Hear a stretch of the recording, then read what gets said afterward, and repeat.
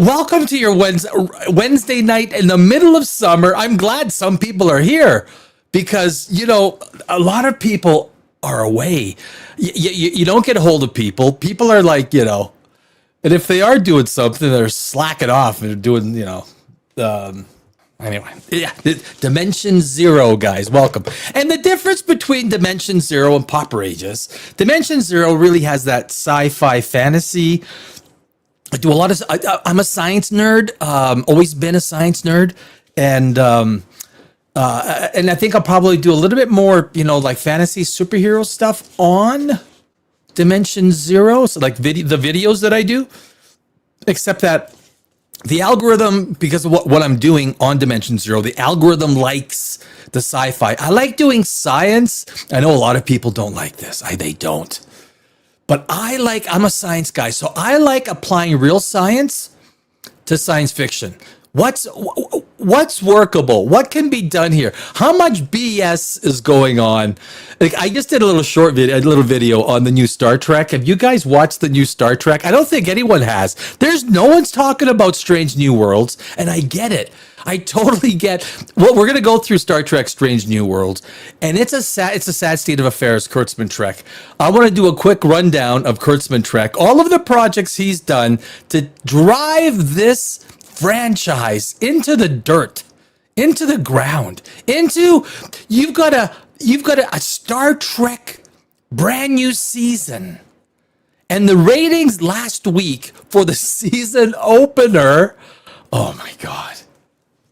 It's bad. It's really bad.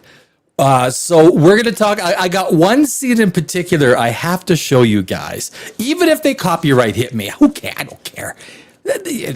Look, I'm promoting your dumb show that no one's watching, okay? And then I tried. Hold on a sec. I'm not. I don't have the. I don't even know what. There we go. Hey, Scotty's Wild is up. Ben Feister's in the house. Some of my peeps. It's like friends. It's like friends are with me. I feel good. I feel good with friends. I feel good with good people. That's the one thing. There's some really, really good people on in the chat in Dimension Zero and Pop Rages. I mean, there really are.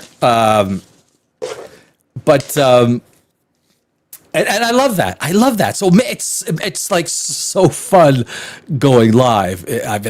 Look, you guys, like the people, you guys, make it fun. It's a lot of hard work. Like literally, I was up before 2 a.m. this morning, hit the gym, working on videos, and don't be. I'm telling you guys, do not become a creator. Okay, don't. You think if I work out how much I make per hour, it works out to like $6.20 or something like that. It's unbelievably low, right? And you'll work for 2 years making nothing. I actually want to start a channel, or maybe on the Patreon, on like the higher level of Patreon. I have done everything. I am on TikTok, Instagram, everywhere. You name it, I've been there, done that, and I'm growing on each one in a different way. But it's look, that's for a different show. But if you wanted to become a creator, guys, this is not easy work. I mean, it might look easy. Is it easy? Does it look easy? I don't even know if it looks easy. It's show business is what it is. If you're going live, it's show business. I mean, that's what it is. But Star Trek, talk about show business. Talk about not show business. Star Trek. They're punching dinosaurs. Did you guys watch Strange New Worlds? Star Trek is in such bad shape. I mean, we're going to touch on a few things. We're going to touch back on, although I did touch on the Pop Rages yesterday with the Odyssey. Some things I want to touch on with the Dimension Zero crowd. Spider-Man talk. I'm going to go see Spider-Man. I'm going to go see Spider-Man tomorrow at noon. So I might only have, I think so tomorrow for Dimension Zero, I'm going to have an image release and one video, and then I'm gonna go watch the movie noon, no 12:40, and then I'm live on Pop Rageous tomorrow night. We're gonna be talking about Spider-Man. Do you guys remember the 1960s comic? I know Scotty does. You're old enough. Ben Feister, sup, awesome feed. Ben Feister, I know you're a Star Trek fan. I know you're a Star Trek fan. He sent me some pictures of Star Trek Online. Is that what you're playing? Star Trek Online, right? Of the like cool a blade like a blade of armor sort of. Was it an Enterprise D? Was it Enterprise? I don't even remember. Enterprise D style, I think it was. Wasn't it, Ben Feister? Gotta give up the woke and the DEI. This is the big thing. So I was watching some pre-reviews, some people that get into the critics showing, and they do this to a lot of movies. They did this to Jurassic Park, the fourth one. They did this to the Star Wars one, where they just insert. What they do is they just insert DEI, right? It doesn't fit into the story. Do you remember the fourth Jurassic Park? And it was the black girl who drove the plane. She just came out of nowhere, and in the third act, I mean, you got to think Chris Pratt, right? Because he's like the smart guy. He's the guy. He's the male type. He's the guy that takes care of business in Jurassic Park. Well, the third act was this black girl totally took it over, right? She totally took it over. You're kind of like, why is she in the movie? I get why she's in the movie. I get it, right? She's I got a better idea. Instead of just inserting these characters that just look confusing and everybody knows that why it's done, you can actually create meaningful roles for people. And if you can't, don't force it, because it's when you force it. It's when you force the woke. Now, look, yesterday on Pop Rageous, Scotty and I were talking. Look, being a screenwriter, 20 years in Los Angeles, and I'm gone. I'm out of Los Angeles. I moved out about a year ago. Look, man, go full on woke. I want the Acolyte season 2. I do. Nothing brings me more joy to see that absolute laughability. Spend $300 million on season 2 of the Acolyte. Give it to me, baby. Give it to me. I feel it. I want it. Give it to me. Give it to me. I'm looking forward to Ahsoka season 2. Soak me with Ahsoka. Soak me. I mean, it's not as bad. It's the arm crossing, right? Ahsoka. It's the arm crossing. That's my Ahsoka impression. So bad. And now, did you hear Ryan Gosling? Ryan Gosling's coming on to he's Ghost Rider, right? So I get it, right? Let's just get the big actors, these guys and gals who've got big names. Let's get their names associated with our characters. Now, Ryan Gosling is he's pretty specific, right, in what he picks. So he's gonna be Ghost Rider. I know some people like Ghost Rider. Not my favorite character, Ghost Rider. It's not. But I get it, right? I get it. So we're going to talk a little bit about Spider-Man, and the Odyssey. There's some Odyssey stuff we got to bring out. I got a little poll I'm going to bring out today. Who destroyed, who did the most damage to their franchise? And it's Alex Kurtzman, Kathleen Kennedy, Kevin Feige, and James Gunn. But James Gunn is just getting started destroying, DC though, right? He's just getting started. Although he's done an amazing job with just two movies and one TV show. He's buried that. DC is buried. It's done. Holy cow. Where these guys come from? Look, man, when it comes to, DEI and woke stuff or this and that, it doesn't matter the color of your skin or what. It's what's inside the brain, right? It's what's inside the brain, right? It doesn't matter who's running these studios, what their what their melanin level is in their skin, because they're just as bad. Everyone has to be valued on their performance. And you take Kurtzman, you take Kennedy, you take Gunn, you take Feige is winning people back, though, right? Feige is winning people back. There's a lot of talk going on here. Ben Feister. Yes, that was my Ross class starship from Star Trek Online. The Ross class is a hybrid of the Galaxy and Sovereign class together. I remember seeing the Galaxy in your image. In that. But yeah, I know you're obviously a big Star Trek fan, right? I'll say this, I don't think Star Trek is finished because of fan fiction and AI made Star Trek videos. And Ben, I'll be the first one to say Star Trek, look, Star Trek is such a powerful franchise. If you come out like Picard season 3, right? If you come out with some solid stuff, if you come out and you really get some good screenwriting that is at the character level, that is genuine, that's authentic, that doesn't push the woke and the DEI stuff. The second you go woke and DEI, you compromise the entire. Look, we don't need these stupid Melrose Place romances.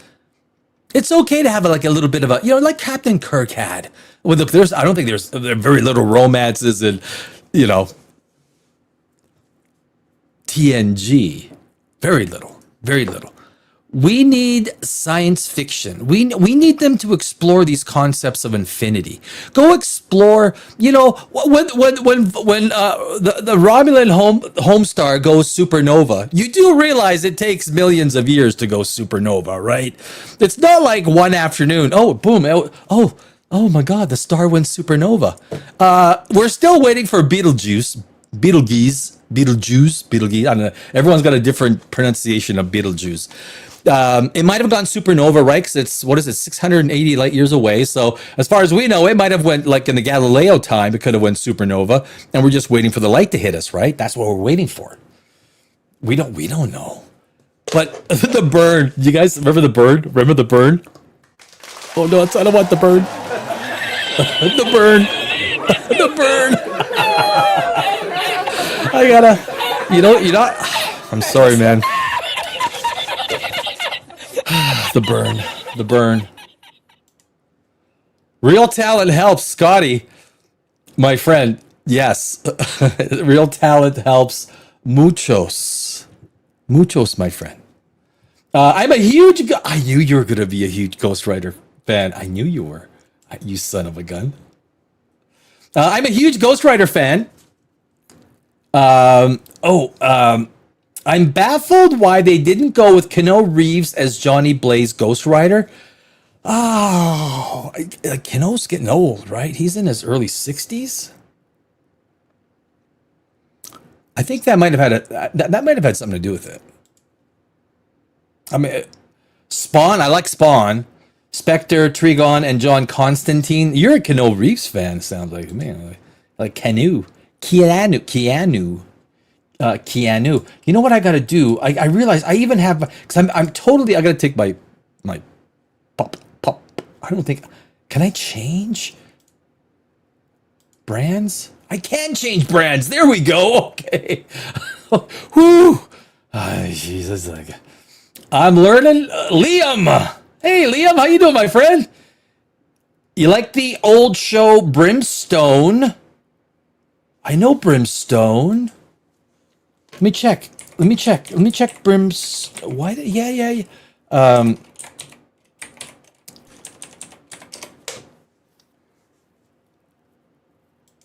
2016. Old. Brimstone. You know what? I barely heard of it. It doesn't. Where was it even playing? What is it? It looks like it's some kind of a. It's a Western, isn't it? It looks like a Western.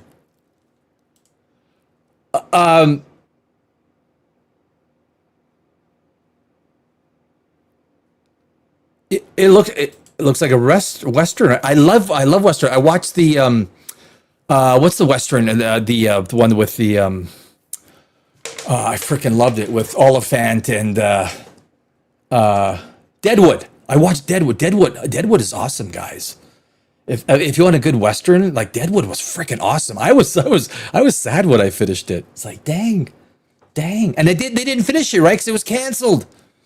So it left. Oh, they should have. Why? It's like Stargate Universe. Why?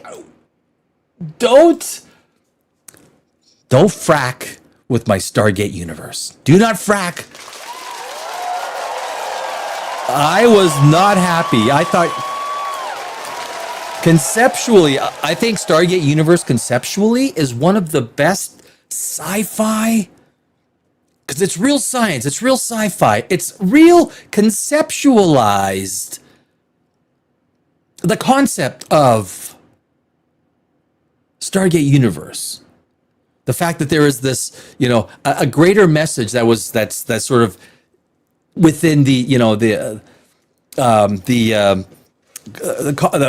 cosmic background noise of the universe is freaking awesome, right? I hated the Mind Stones in Stargate Universe. I hated the Mind Stones. I really did.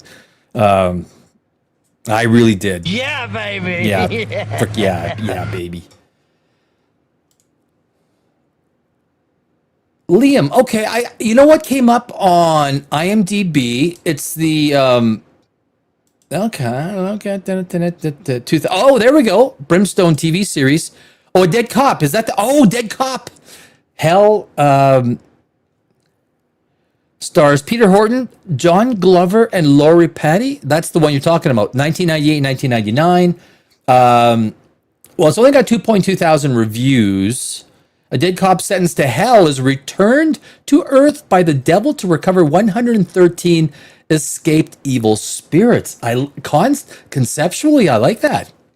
Conceptually, that's a pretty. That's as a screenwriter, I look at that concept, that idea. It's kind of like sci-fi horror kind of stuff, right? That's interesting. I stand by think no Reeves must be Lord Revan if Lucasfilm ever makes a Star Wars film series in the Old Republic. Okay, well, note to self, Keanu. Soon be able to get a Cherry 2000. Liam. Oh no, it was on Fox. The guy that plays Garrison Voice in it, he plays the devil. It's not a Western, right? There is a Brimstone in 2016 that's a Western. That one actually looks kind of interesting. And then there's one from 1998, 1999, the one you're talking about, the cop that's going to and that's an interesting concept. I own Deadwood. I loved Deadwood. I really did. I would sit here and there's certain shows that I only like watching at nighttime.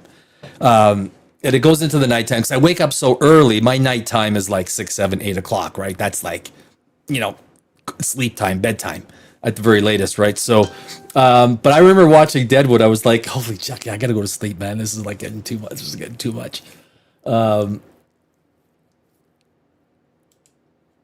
But yeah, I like Deadwood. It's sad that we didn't get Respect the Gate. The Gate. It lasted one season. It was an amazing show. Yeah, 1980. Yeah, it looks like it got one season. Crank is in the house. So say we all. You know what? I'm gonna go to YouTube. I'm gonna download. Which episode was it? Season 4, I think episode 18, where they went in front of the whole thing, and everyone said, "So say we all." I'm gonna get that. I'm gonna put it on my little thingy here. Right. Yeah, damn right I am. Fuck you. Yeah, baby. To your Wednesday evening, my friends.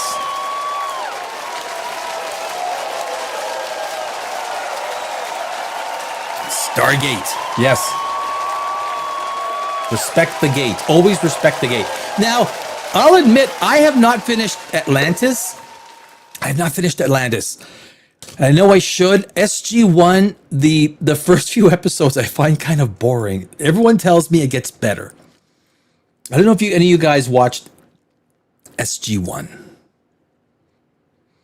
That's the one that comes right after the movie, right? Right after the movie.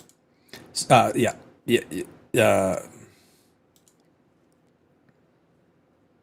All right, Liam. Cheers, bro. Have a great evening, my friend. Come back anytime. We are here, always here. Nor myself, guys. Let's get into. We're getting into a little bit of Star Trek.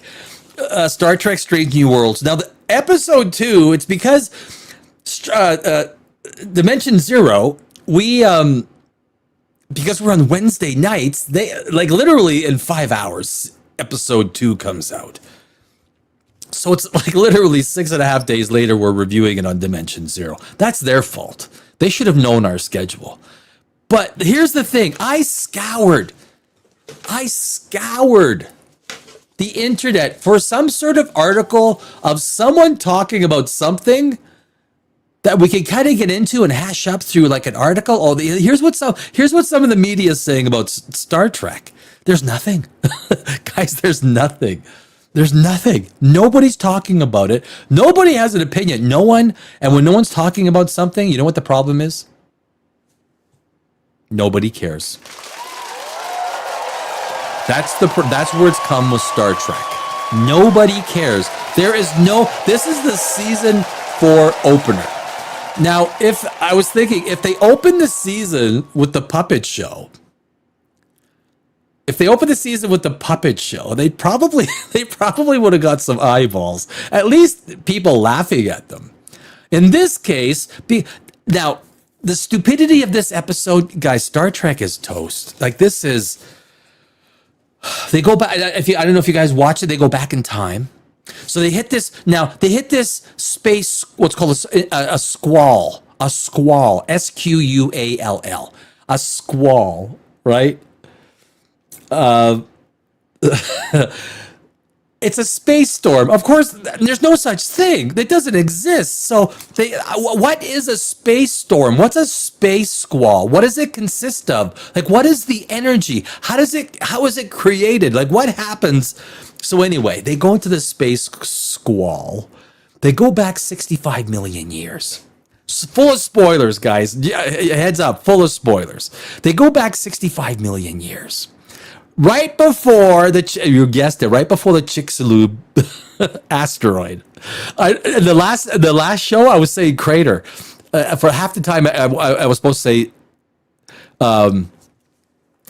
it's funny because I go back and I watch some of my shows, and I realize sometimes when I'm being sarcastic, because I was calling the Mandator, the ship, the Mandator. I was calling it the Matador, or the Mandador. And so when I realized that I'm not, because it's so stupid. We see the ship for like 5 minutes and they explode. They destroy it, right? And sometimes I look at, geez, okay, when I'm being sarcastic, I got to be more sarcastic on screen. That's what I realized on some of this stuff.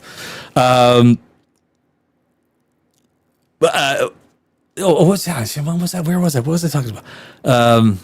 Yeah, sure. No. Well, I'm like a dog. Throw a bone, I'll chase it. I'll run after anything. I'll chase anything. Throw it.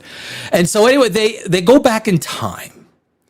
They go back in time and 65 million years, right before. Oh yeah, the crater asteroid. Right before the asteroid. Right before. And they lose all their power except for life support. Well, that's convenient. Right? We got nothing. We got nothing but life support. So basically you need the crew alive because they're about to get, rear rammed. There's an entire civilization on Mars. This is 66 million years ago. And there's a civilization on Mars. They have spaceships, everything, civilization.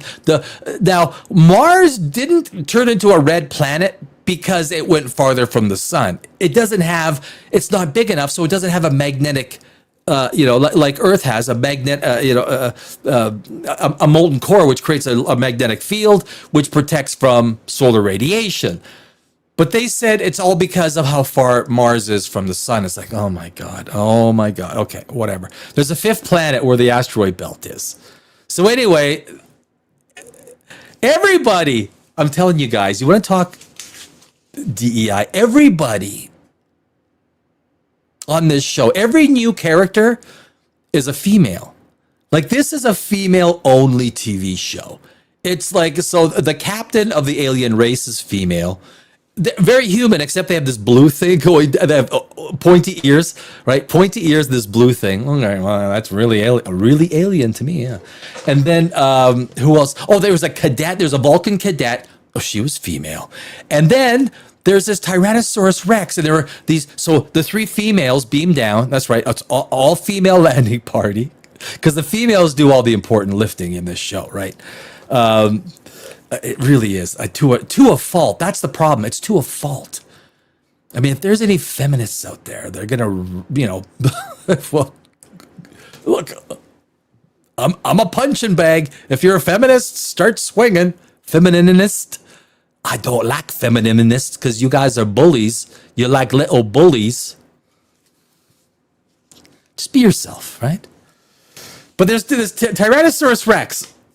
And they're calling it a him. They got to try that big thing with a T-Rex. They got to get by it. They all have phasers. They don't want to kill it because they think maybe if we kill this T-Rex, it's going to change the future. Okay, really? Okay, whatever. Right. Okay, yeah. I hope I didn't scare you. My intent was not to scare you. My intent was to only create dramatic effect. So they shoot this. They stun this dinosaur, the T-Rex, and this is to me, this is the one of the two biggest moments of the show.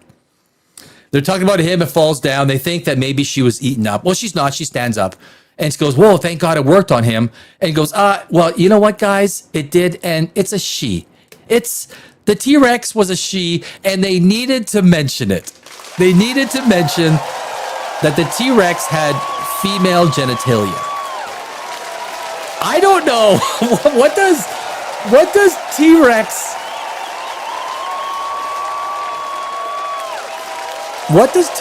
genitalia look like? Apparently, in Star Trek, they know.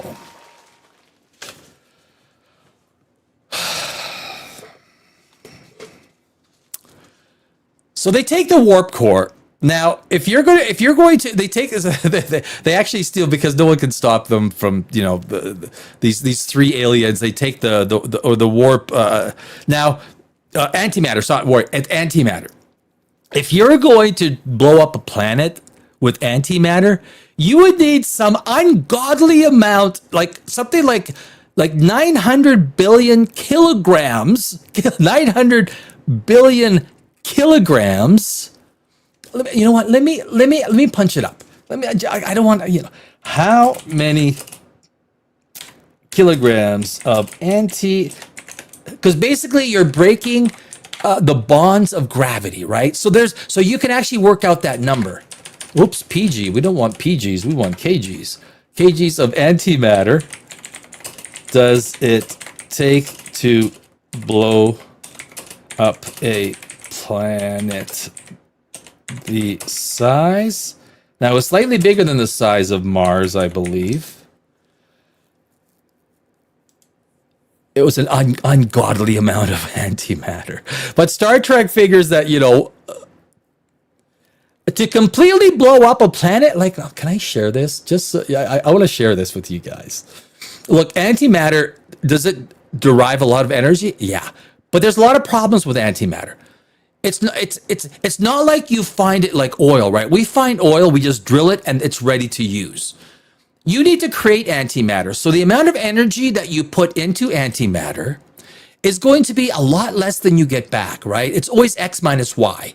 It's entropy. You cannot put energy into a system and get more energy out. You're breaking the laws of thermodynamics. Oh, no, you cannot do that. No. So if you're going to create antimatter, you're going to put in, and you're going to lose 50%, 40%, I don't know what percent, creating the antimatter. It's not like you can find rivers of antimatter out there. If you could, that's why Battlestar Galactica invented Tilium. Tilium is 120 million times more reactive than TNT. 120 million times. Tilium. That's why Star Wars created coaxium, right? Is that what it's called? Hypermatter. Hypermatter. Basically, what it used to be, hypermatter was in hyperspace. There's no difference between hyperspace and subspace. Gene Roddenberry didn't invent the warp core. He didn't. He had nothing to do with it. What Gene Roddenberry did is he just took the ship and then went to subspace. Whatever the hell that is. It's the same thing as hyperspace. But he wasn't contracting space here and expanding space here. That didn't happen until the Alcubierre drive in 1994. Now we have soliton warp drives. We have all these different... But look, it was just going into subspace. That was the warp drive. And they used warp numbers, warp 5, as a method to gauge speed. Gene Roddenberry had nothing to do with the warp drive. Nothing. It was just subspace that he invented. How do you get rid of waste heat? Right? That's a big problem in space. They talk about building data centers in orbit. You can't. How do you get rid of waste heat? Imagine on let's say you're living at 40 degrees Celsius. It's, what is that, Fahrenheit? Call it 100 Fahrenheit. 100 Fahrenheit. Imagine this. You're outside. You have no fans and there's no wind. And then you have to go for a run. And then after you go for like a 5-minute run in 100 degree Fahrenheit weather, there's no fans and there's nothing to blow wind on you. That's what being in space would be like. Because it's the wind, it's the air that takes the heat and disperses it, right? So you're not going to build these... Elon Musk doesn't know. Like, he's bullshitting everybody, right? It's not going to happen. So the whole idea with even a Star Trek or any spaceship, you fire up those impulse engines, there's so much waste heat, the whole ship melts, right? But anyway, but if we go back to Star Trek, so I was going to share. Let me share this. I'm like a dog. I'm like a dog. You throw a bone, I will frickin' chase the bone, man. I love this stuff. This is where, like, when I'm making videos here, I literally, let me share this. Add to stage. Here we go. See, we're getting somewhere here. You know what? That's even not, I'm going to do this. And let me just change this around a little wee bit. There we go. That's perfect. Yes, please update that. There we go. So, can I make this maybe a little closer? Yes, I can. There we go. Right. So, how many kilograms of antimatter does it take to blow up a planet the size of Mars? Now, this planet was slightly bigger than Mars. To completely blow up a planet like Mars, it takes approximately... Now, this is just based on gravitation. So you can measure based on the strength of gravity, right? It's based on mass. Like it's not like it's complicated. It's the larger the mass, the larger the gravity.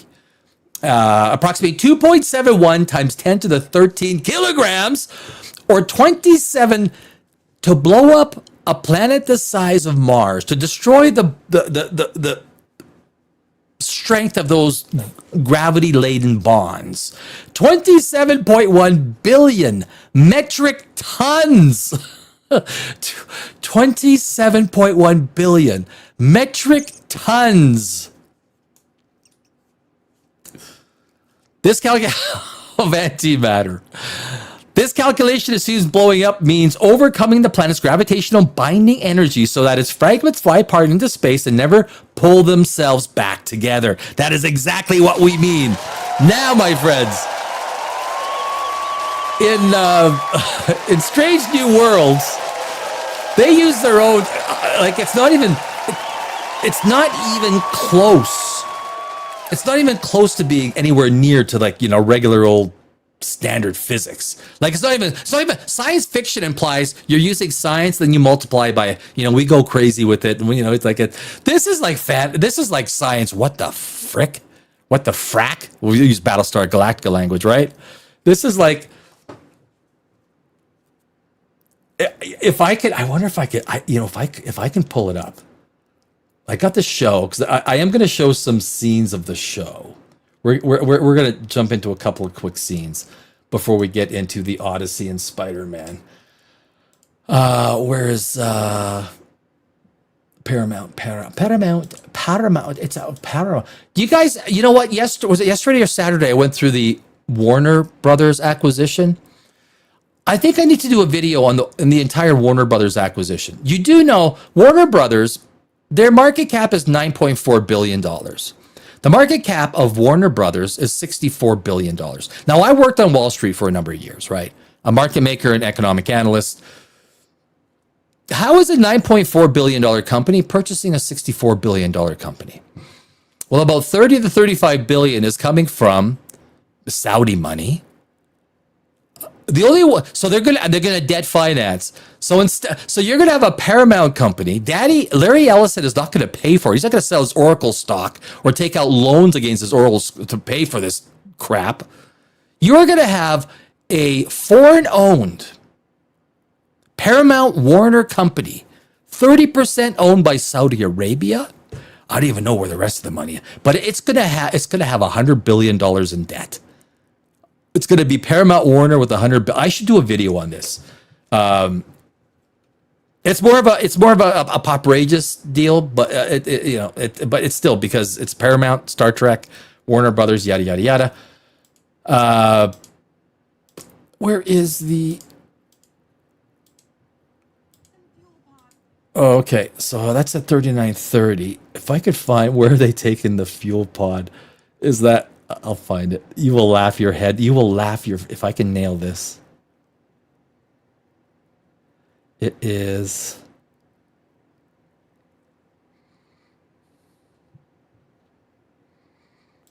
Oh, there it is. There it is. Let me see if I can share this. Oh, I can add the stage. Share this tab. Now this is.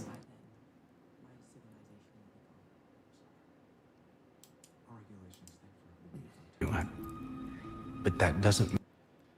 I'm gonna turn the volume. Okay, where is it?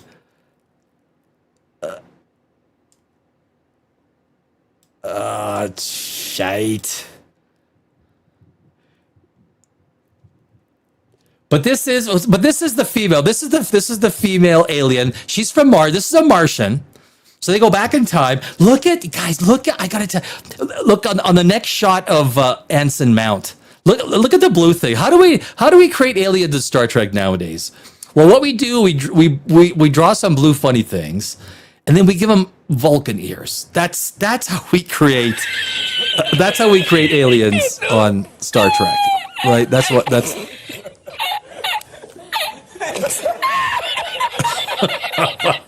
That's an alien. That's a good looking alien. Show us the pod. It's like a little handheld pod of antimatter. Look at Anson. Look at Andy. See Anson's hair?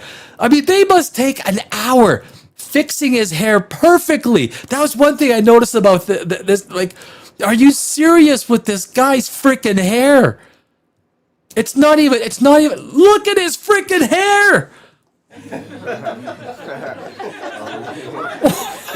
Wait, he's got what? Four little perfectly. Who thought of that? I think Anson Mount could be a really good captain, but they really give him some crap lines, some crap scenarios, some really bad. Show us. There it is. You see that? Did you see that? Guys, I want to ask you, does that look like 27.1 billion metric tons of antimatter? Does that look like 27.1 billion metric tons of antimatter? They just walk out. They say, what the? Look at the hair. Look at the. Oh. I don't make this up. They made the TV show.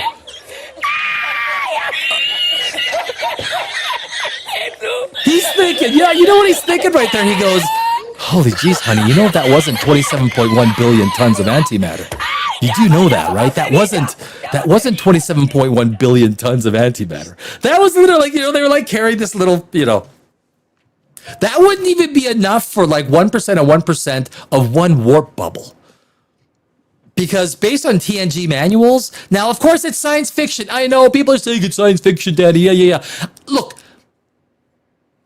we also use physics to try and understand the world around us, okay? So let's find the parameters of where science ends and science fiction starts. The Enterprise D carries 259,000 kilograms. It's in the TNG manual of antimatter. That would be enough for 15% of one warp bubble. You're boring! You're boring! You're boring! I am not. I love myself some physics. I love numbers. Always love numbers. But yes, it is science fiction. But when they started talking about that one little thing that they were carrying, I don't think I could. No, I could. That one little thing that they're carrying. Look at that. Look at this right there. You see that? That little thing right in there. That is 27.1 billion metric tons, because they're gonna blow up a planet of thank you, ladies and gentlemen. My name is Neil deGrasse Tyson, and I am your astrophysicist. Thank you. Or I guess Brian Cox. I like Brian Cox. Brian Cox is my favorite. My name is Brian Cox, and I am your Wednesday night astrophysicist. Thank you. But they do have phasing technology, so you see them going through. I don't know what happens. So they leave the Enterprise, they phase out. Do they keep phasing through space so they don't need, like, I don't get it. Like, there's so many things that I don't know if TNG or the original Star Trek or even DS9 would do. Now we got to get to this, guys. We got to get to this. This is, if I may, like, this is one of the scenes that I think is absolutely abysmal. This is the punching dinosaur scene. Have you heard about so this is the Iridium. See, what's her name is carrying? It looks like a baby something. That's Iridium. They need the Iridium. They went to this alien, what planet are they on? Are they on Mars? I think they might be on Mars. A crashed thing, and they found Iridium. Oh, that is so convenient. But look at this. Look at this. I'm telling you guys, this is... what the fuck? they punched the dinosaur.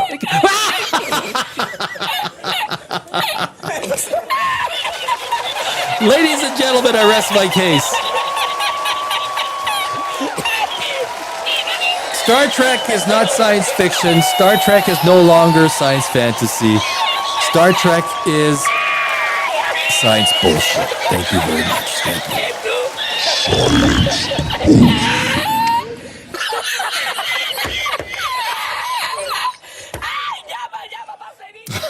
I obviously don't make it up. I literally I just play what they give us. That's all. Like, they punched a freaking dinosaur. They punched. Can I line this up? I can. There's the Iridium. Look at it. You probably missed it the first time. Here's the Iridium. You got an all-female landing party. Okay, guys? This is a full-on female landing party. They stunned a female T-Rex. We've seen the female alien captain come on. We've had I didn't show you the female cadet, the Vulcan cadet. Look, this is female to a fault. A TV series that is arguably 90% male.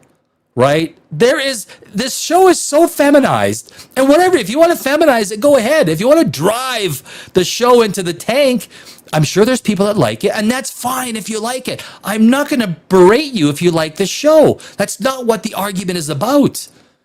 I don't like it, so I voice my opinion. If you do like it, start your own YouTube channel and go talk about how much you like it.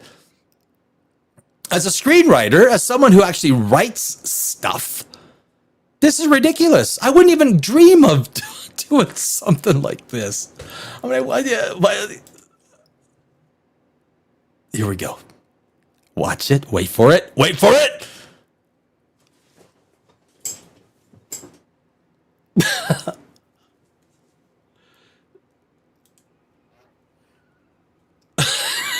There it is right there, guys. There it is. I mean, that's...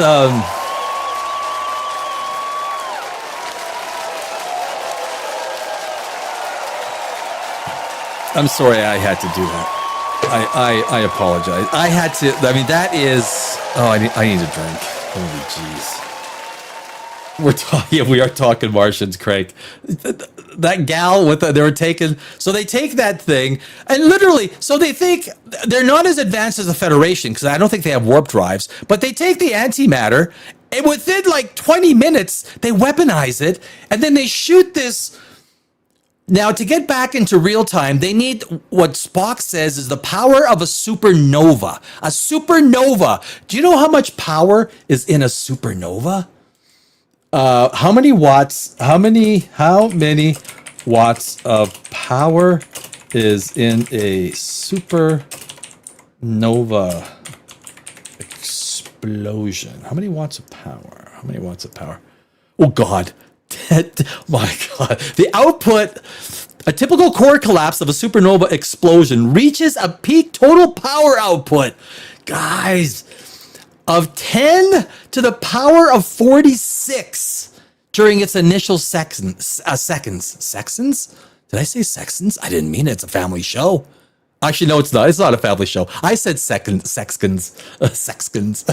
10 to the power of 46 watts, my friends. However, because a supernova releases its energy in different ways over different time scales, physicists break its power or luminosity down into distinct categories. We don't need to get into it. 10 to the power of 46 watts. Now, if they took... It's not even enough power. They took that little thingy, right? That little, thing of antimatter. I mean, you better be careful with it because if the containment breaks, bye-bye, right? Bye-bye. Like, you don't treat it like it's, a cup of hot cocoa. It's not. It's antimatter. What happens when one little electron hits one antiproton? Right. It annihilates 100% of its energy. 100% of it. And this is the interesting with Star Wars, right? Star Wars energy is so freaking ridiculously insane. I think we were talking about this, ridiculously insane. That literally starts at 1, right? E equals MC squared starts at 1 in Star Wars. And then their power scale goes up to millions. So what is a ceiling for this is why when people talk about Star Trek versus Star Wars, no. Star Wars, based on its lore, what is the ceiling for Star Trek is the beginning for Star Wars. So they took, and it was, what's his name? Curtis Saxton. He was an astrophysicist that created the power scales for hypermatter, or what turned into coaxium later on. Star Wars generates power up to millions of times that of Star Trek, which is why one of the Mandador can traverse the galaxy in 2 days. And I'm much more of a Trekkie than I am a Star Wars guy. What Star Wars could do, they could fly their entire fleet, 25,000 ships. It would take a couple of hours, planet to planet, and wipe everything out. That's how fast they could annihilate the Federation. Annihilate. It would be freaking so fast. The Borg would be like that. The Borg has never seen the power generation. And it's also in the Star Wars technical manuals. It's freaking insane. Is it stupid? Yes, it is. It's utterly stupid. Look, Star Trek power generation is stupid. Multiply that by, it's utter. This is why science fiction has become, but it is, look, to enjoy it, you got to drop, no, that's just but I'm a science guy, so I like equating it to real world stuff. So anyway, that is, that is, if let's jump into this. We're spending more time on Star Trek than I wanted to, but of course I start yakking. You know what? There's a lot of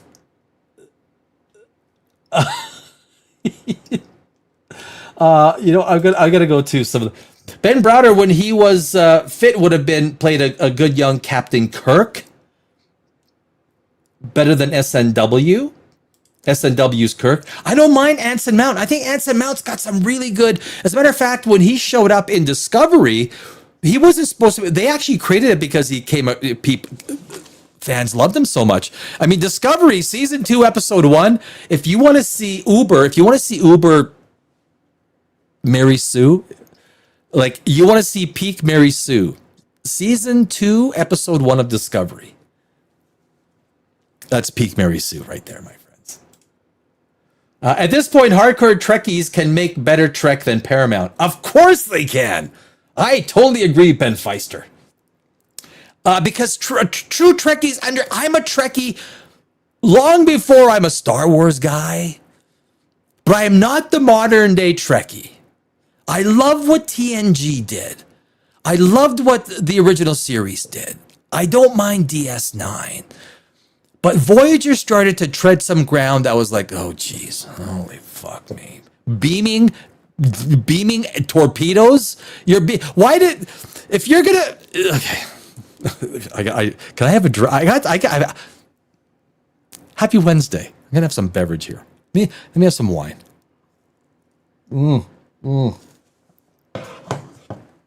You gotta have mojo, baby. Yeah, baby, you gotta have some mojo.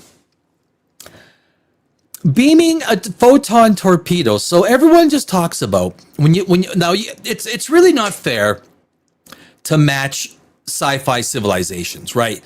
Because in Star Wars, teleportation based on their physics doesn't exist. And it's probably the right call because teleportation is a ridiculous idea. It's never going to happen. It will never happen. I'll guarantee you. But whatever. If you go into the science fantasy side, okay, and it works, right? But they limited it. When you go into world building and screenwriting, you have to limit the power of some of your systems. If you could just teleport a photon torpedo, which has antimatter inside of it, you're going to deconstruct a photon torpedo. How are you going to deconstruct the antimatter? The second it hits a antiproton, it's over. You can't deconstruct a magnetic field, which is basically what the antimatter is contained in. But Voyager thought, well, no one's done it yet. Maybe we'll do it. Oh.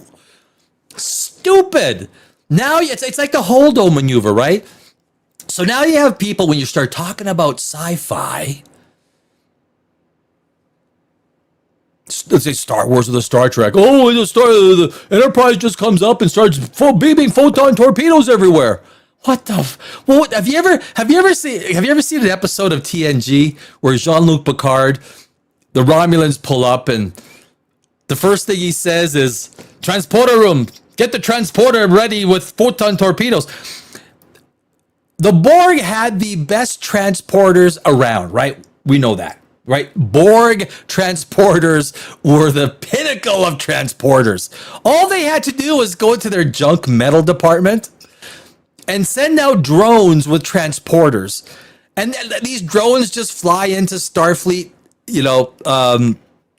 space stations, and they just start teleporting junk metal into their engine rooms, into their antimatter. Yeah, you teleport junk metal into the antimatter containment fields, and it explodes instantly. Do you ever remember Captain Kirk saying, "Scotty,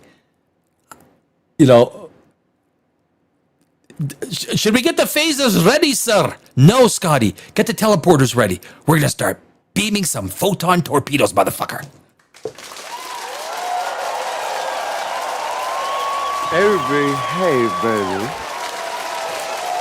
But the most irritating people, I tell you, man, the most irritating people, I think there must be like 14-year-olds or something.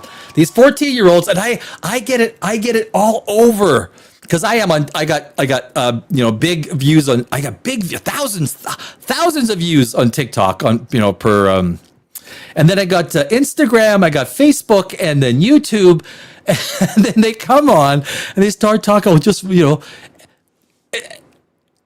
the idea or the concept of, let's say, Star Wars v. Star Trek. It's an interesting argument. But it's like just coming and saying, well, God's on my side, so he'll just send a lightning bolt and you're dead. Well, that's a good argument. Well, what? The Borg, it's like the Holdo maneuver, right? So the Holdo maneuver, why do you need weapons? Why do you even need captains or people on ships? You just create automated bots with hyperdrives and you just shoot them in places. It defeats everything. What's the point?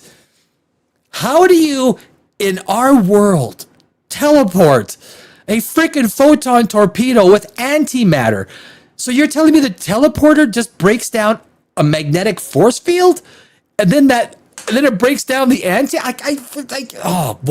this is Voyager's fault, guys. This is Voyager's fault. Voyager had just done some freaking stupid, asinine stuff, which is why I don't like it.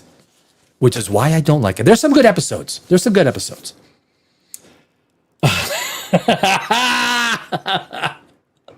I am soiled, Scotty. I soiled myself 5 minutes after the show started.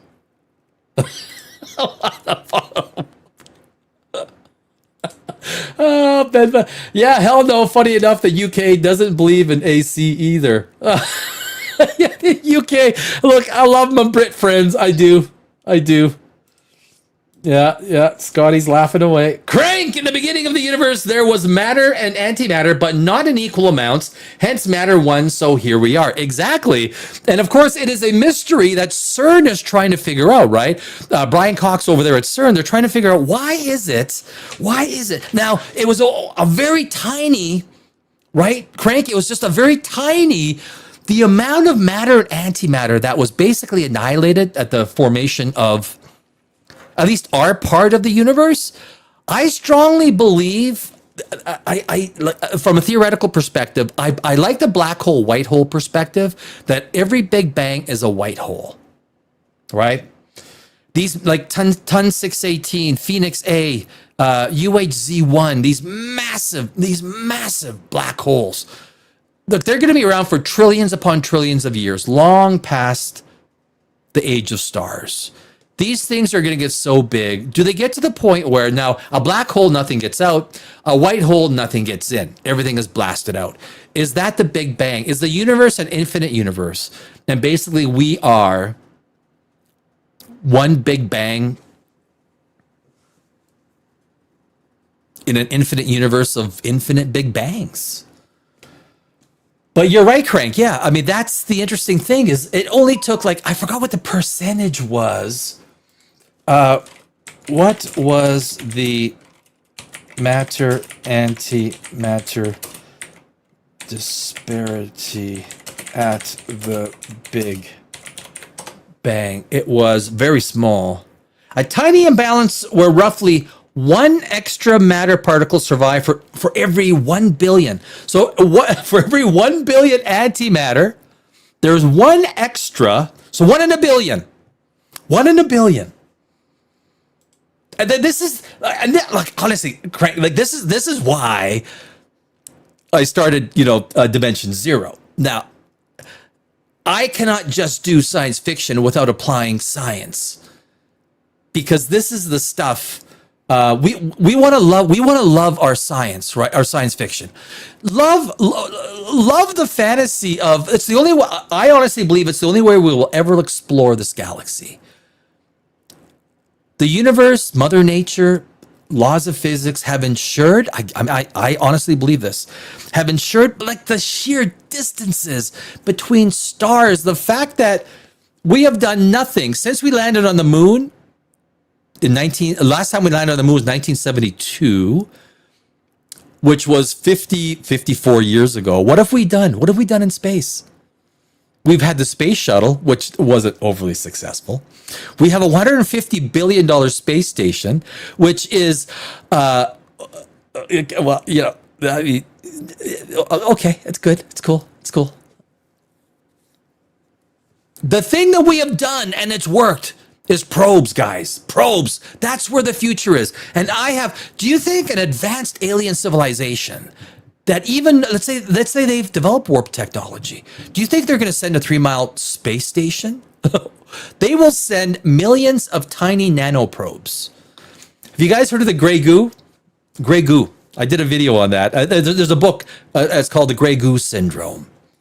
The gray goo. Basically, it's nanobots and they're self-replicating. So these nanobots are highly advanced, but they are self-replicating in the sense that they manufacture themselves.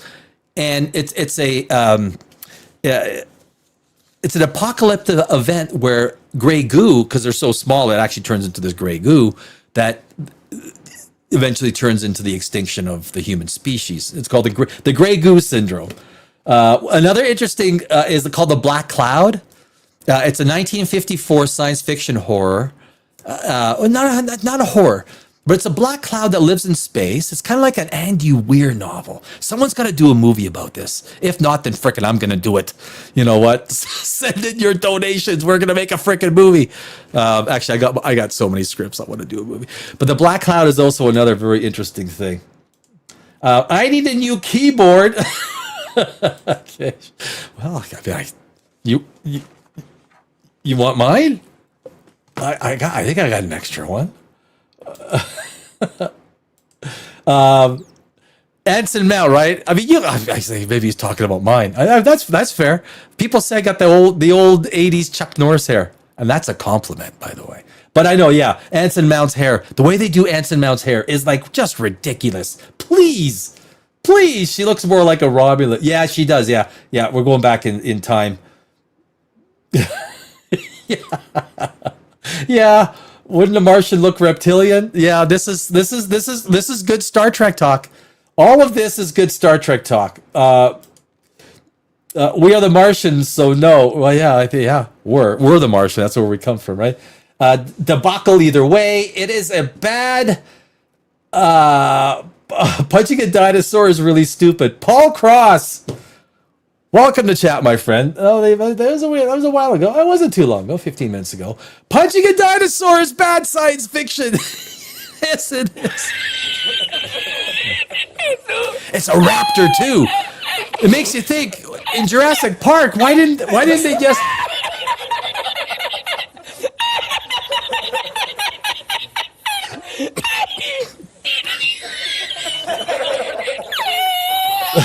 I don't know, Paul. Scotty, massive zeros. Fail. How many watts of power are in a Nova? Jeez. Nova.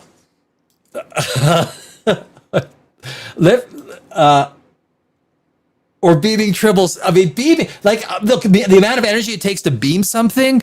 Look, it is uber science fiction, but that is why they had the transporting technology was only close to the surface, because Gene Roddenberry, as a good storyteller, he knew he had to put limits on teleporting.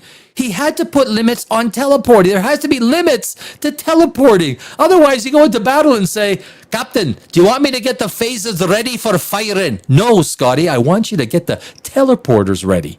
Have you ever heard any one starship captain say that? So everybody, please, who comes and makes a comment on Dimension Zero on any of the social medias, please shut the F up. Please. The other thing we're going to talk on next week's show, there's so many people that think, well, I thought we went over this. Well, I might have to do it again. With the executor, you know, when the executor when the one little ship hits the 19-kilometer thing and eventually goes down, they think, well, the Death Star's got enough gravity to pull that executor right. Oh my God. Angular momentum. There's a reason why nothing falls into a black hole. There's a reason why it has an accretion disk. There's a reason why nothing just falls like thing. Star Wars is about as bad of science as you get.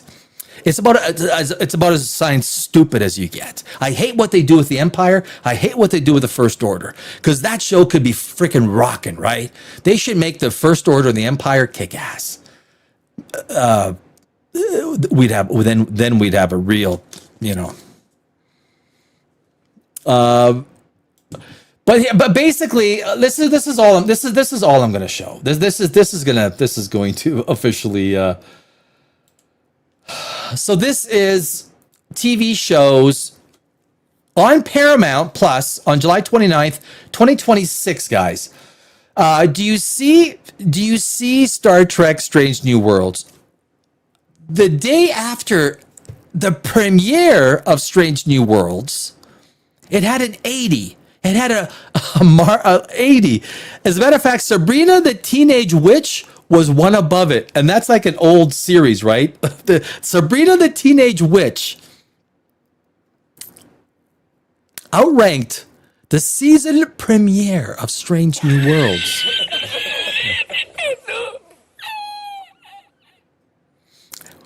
The season 2 or episode 2, season 2, episode 2 is coming out tomorrow, actually in a few hours. But guys, this is the Kurtzman Trek, and this is where we're going to finish this off with. I could not end this entire section without being able to take the boots to Alex Kurtzman and what he has done to this incredible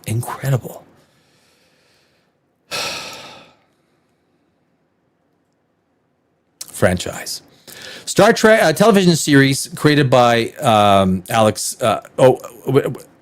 There he is. Alex Kurtzman. Star Trek 2009. He destroyed Captain Kirk in the Kelvin timeline. Destroyed him. And I thought Christopher Pine was a great Captain Kirk. He was an awesome Captain Kirk. Television series creator, executive producer, and showrunner, Star Trek Discovery.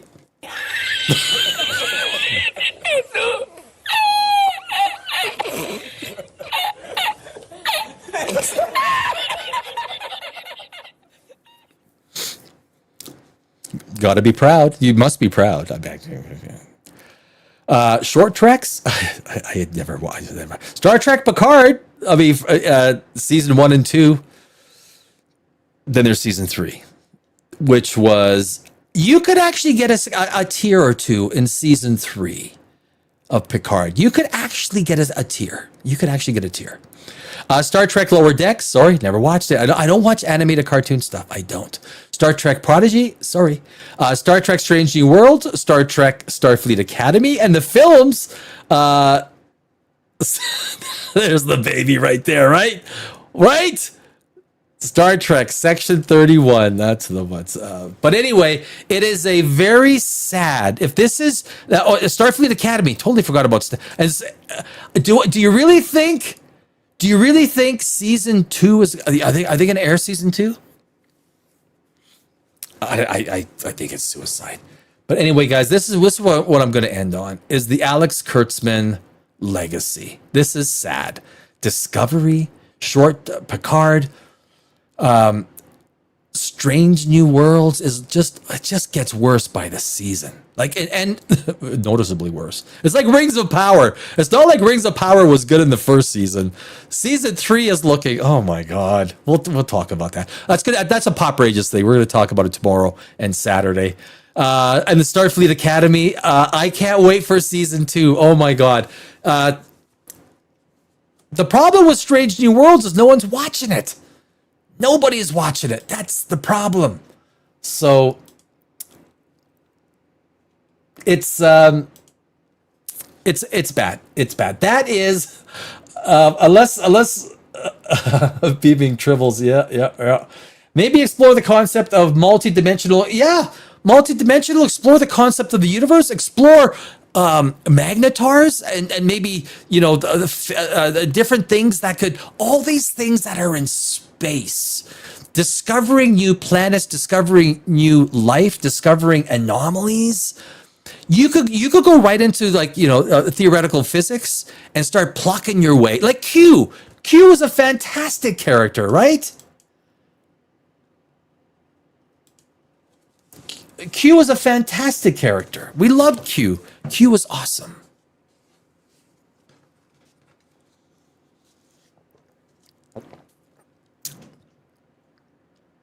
It allowed for a concept to create ideas of what might be out there. And that's what the original series did so well, right? Are we? Okay, that's enough. That's enough Star Trek for now. Like, we'll touch on it next week. Probably, hopefully, not this long. I just get excited. I think this episode was so bad. And of course, when they explode, they send the antimatter in. There's a fifth planet where the asteroid belt is. They explode that planet, and a chunk of that planet goes flying. It's an asteroid. It hits Earth, and that's the Chicxulub crater. The dinosaurs are wiped out. Everything works out good, and then of course they send they want you to think. That's actually what I got sidetracked. They want you to think that this little thing of antimatter, where you need 27.1 billion metric tons to explode a planet like Mars, is going to create the power of a supernova. Holy God, you guys are so freaking stupid. They rely on the public to be science stupid. And thank God the public is science stupid, because it all works out. Well, yeah, that probably works out pretty right. Yeah, you know, explode a planet like Mars with some antimatter. Probably works out to like a supernova. 10 to the power of 46 watts. Yeah, it's about right. It's about right. Ish. It's in the ballpark. It's in the ballpark. Johnny Depp, Ebenezer Scrooge, right? Johnny Depp. I love Christmas. I love me some Christmas. Dimension Zero and Christmas, guys. You're gonna have to deal with it, and Halloween actually. So, you know what? We're gonna end with the Odyssey. We're gonna touch on Spider-Man, guys. Spider-Man. So it's coming. I'm gonna go see it tomorrow at noon. This thing is going to rock. It is going to rock. And the first thing, where did I put that? Where's Spider-Man? Yeah, we're gonna touch on. Okay, that's. Where I had this thing with the Spider-Man. Oh, there it is. So this I find really interesting. Tom Holland Spider-Man movies. Spider-Man Homecoming.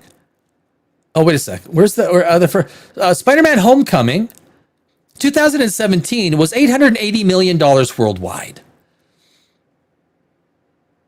2019 Spider-Man Far From Home was 1.13 billion. So it went from 880 to 1.13 billion. Then in 2021, No Way Home went from 1.13 billion to 1.92 billion. So every Tom, look, Tom Holland was terrible in the Odyssey. I am actively in a campaign though. John Leguizamo and Robert Pattinson deserve a Razzie Award for their roles in the Odyssey. They deserve a Razzie Award. John Leguizamo.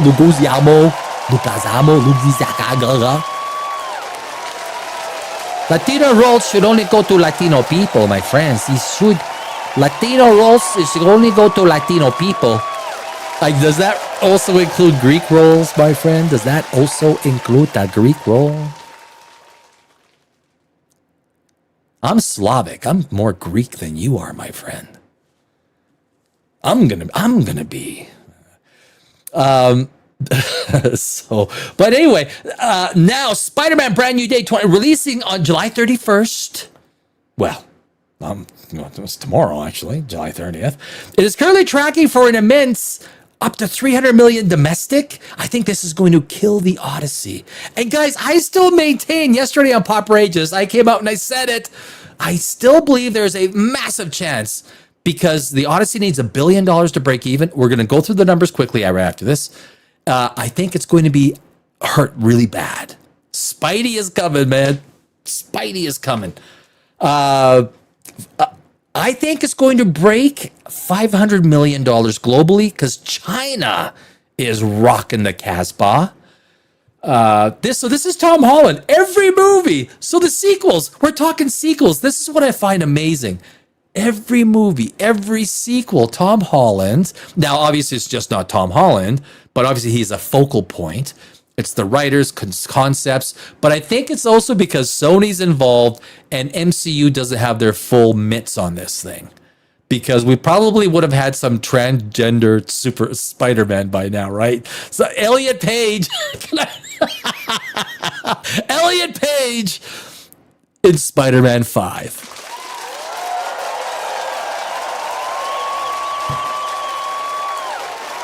Elliot Page. Elliot.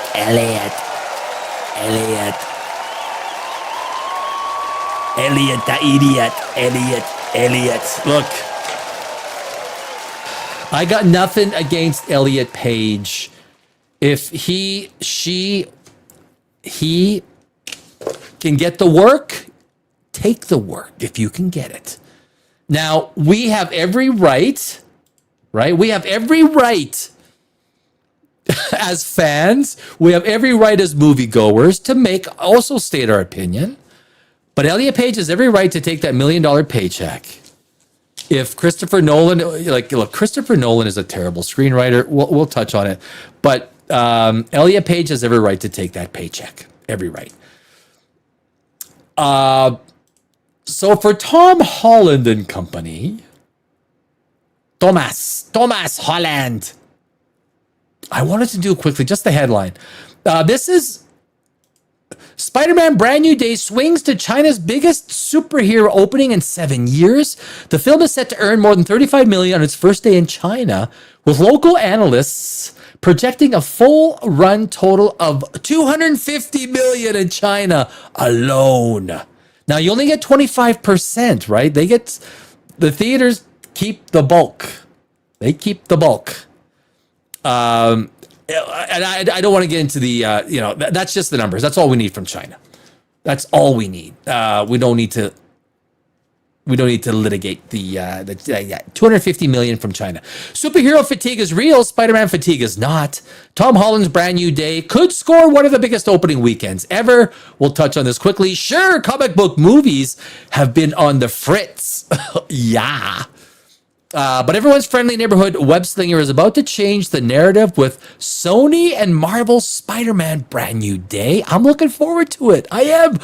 I can't remember the last 12:40 in the afternoon. I'm Mountain Time. 12:40 in the afternoon. I'm gonna get myself.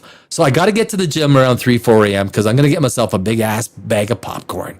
I certainly am, my friends. I'm going to watch this 2.5 hour movie because I love being a screenwriter. I think all of us, right? You don't have to be a screenwriter or anything. When you're going to see a movie you want to see, you're going to enjoy. You can smell the popcorn. I got the recliner chair, like the recliner chair where the feet go up. The extra. I'm looking for it. It's good. I am looking forward. I have not been looking. I thought that I was looking forward to the Odyssey until the movie started. And when the movie started,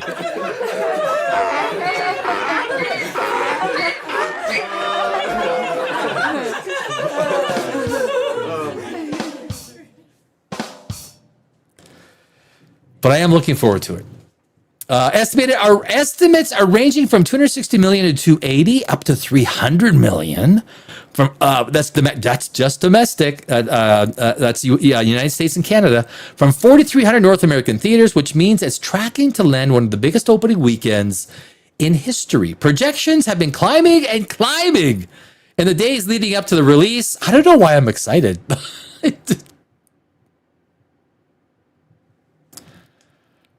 With some bullish box office watchers suggesting a start over 300 million isn't out of the question. Sony is suggesting a more conservative launch around 190. That's smart, right? Just 190 to 195. Why would you even just say 200 million? Though basically everyone else believes the film's opening will be at least 250 million domestic. Just domestic. These are rarefied box office heights. Only 9 films.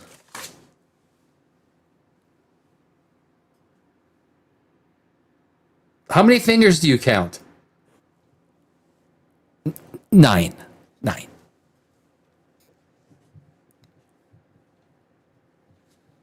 Hey, baby.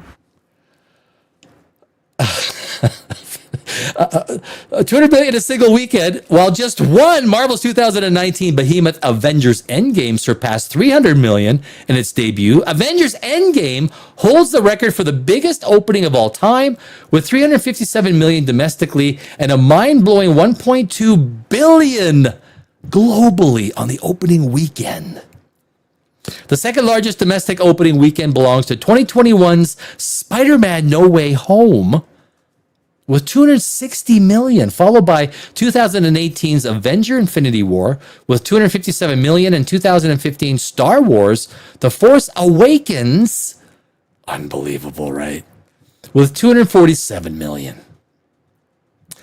Spider-Man Brand New Day is projected to earn at least 275 to 300 million at the international box office, although the final number will likely eclipse the studio's estimates. Spidey's prior adventure, No Way Home, opened to 327 million internationally and 587 million frickin' dollars globally.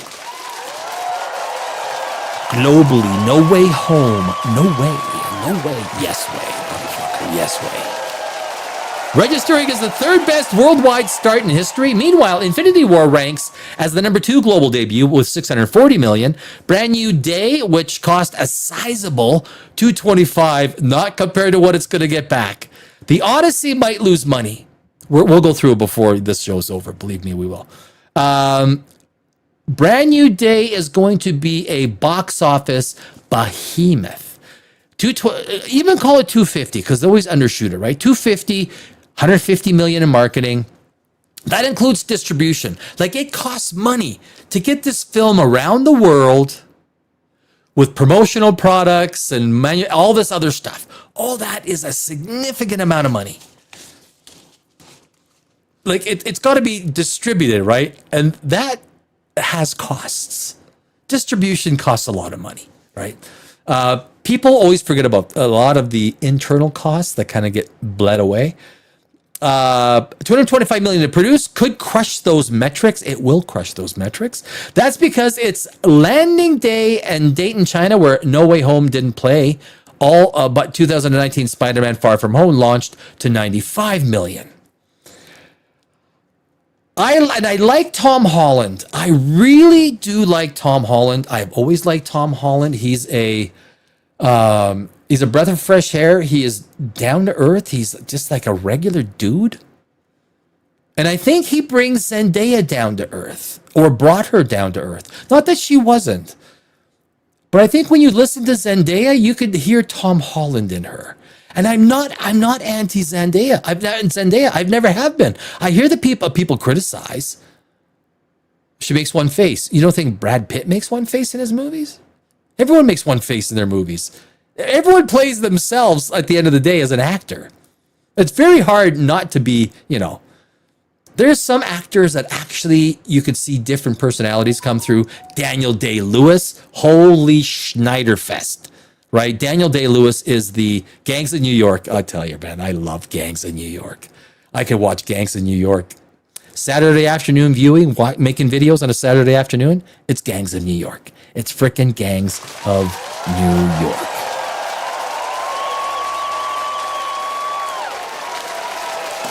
Okay, children, let's take our seats. That sequel ended on a huge cliffhanger. Tom Holland's Peter Parker made the difficult decision to erase his identity. This is what makes this one. It's very good planning from a screenwriting perspective. I like the thinking from a story perspective. He made a difficult decision to erase his identity from the world in order to save the multiverse, leaving his girlfriend, Zendaya, which is his wife, right? That's his wife. Oh, hi, honey. And best friend, Ned. I like that guy, that Ned Jacob Batalon. He's actually pretty funny. To forget about him. So it's safe to say a lot of people have been waiting a while to find out the ramifications of Spidey's fateful choice. Demand for tickets has been so intense that some major theater chains are scheduling showtimes every 15 minutes from dusk to dawn on opening weekend. Now, guys, this is what the Odyssey should have been. The only demand that was off the charts was in 40 IMAX theaters. And I have maintained, I thought week 2 was going to fall off a lot more than it did. I think week 3 will fall off. The Odyssey needs $1 billion to break even. We'll go through the numbers after we're finished with Spider-Man and the chats that are piling up. We got people that are saying stuff. We got to get to the people some point in time. Oh, you know, a good glass of red wine during a stream, it soothes the soul, my friends. It soothes the soul. My brothers, sisters, sons, welcome to Erebor. It's my Hobbit impression. Erebor. That doesn't... To Erebor. To Erebor. I am a Cylon. Put down your weapons. You will not. I'm a Cylon. Fun with technology. I love technology. I'm a technology. I write code and stuff. Like, I'm a tech guy. I write code and all that kind of stuff. Well, not anymore. There's no point to it. Are you guys going to go see Spider-Man? I am. Like I said, I am excited. But this is the interesting thing. There's a few little tidbits. We don't need to dwell on it. We don't need to dwell on. There's tidbits. There's morsels to chew on with Spider-Man. Mark Ruffalo missing from Spider-Man brand new day press tour despite playing a major role. Probably it's a smart thing, right? They're probably thinking, you know what, that Ruffalo guy. You know the Ruffalo guy. He can't keep his trap shut. He always goes political on us. Can we get that Ruffalo guy to just, buy him a ticket to some, and just stay away? Well, you don't want me to go? No, we don't want you. We don't need you. We don't want you. It's been, you know what? It's the best marketing strategy has been, let's take Mark Ruffalo and shut him up. We don't need his political BS. What the hell are we? What the hell? What the hell is that? Nikki 17. Marvel Studios has spent weeks sending the cast of Spider-Man what the hell? Brand new day across the promotional circuit ahead of the film's theatrical release. Tom Holland has been everywhere. Tom Holland is a great ambassador. If they get rid of Tom Holland at this juncture, they're stupid. They're stupid. If there's a Spider-Man 5 and they don't cast Tom Holland, you're stupid. Do I got a button for that? I mean, how stupid do you think I am? Exactly. Stupid is as stupid does, sir. Do I get any other buttons with the word stupid in it? You went full retard, man. Never go full retard. Never go. Never go. Never go. Never go. All right. Let's make lemonade. We are. Tom Holland has been everywhere. Zendaya has been front and center. Director Destin Daniel Cretton. He did Shang-Chi, right? Apparently, the action in this movie is fantastic. Has participated in numerous interviews while other key cast members have joined the campaign as well. Oh, that's just advertised. Of course I knew. I realize my sarcasm, and I'm not really a sarcastic guy because I don't believe in sarcasm. But when you're live, you're not really. Sarcasm is always an insult to the person that it's the lowest form of wit. It's actually stupid wit. I gotta remember if I'm gonna be sarcastic, I gotta make it. Despite playing a significant role as Bruce Banner and the Hulk, Mark Ruffalo has yet to appear in a single major promotional interview for Spider-Man Brand New Day. That absence has become noticeable enough that it has sparked widespread discussion online, with one rival X post on the subject surpassing 7 million views. Marvel has offered no explanation. Of course, they just said, "Hey, Mark.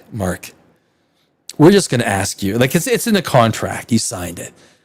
Basically, what we're asking you to do is just shut the fuck up. Like you just right. Just we don't need you putting the political. This is what happens, guys. This is what happens when you have a movie and it has no political garbage prefacing it. Right?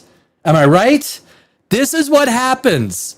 It's just about the movie. There's no left wing this, even right wing this, or like this and that, or whatever it is. It's just a movie, and we get to. I think there's been people have been told things. Fans have noticed Ruffalo's complete absence.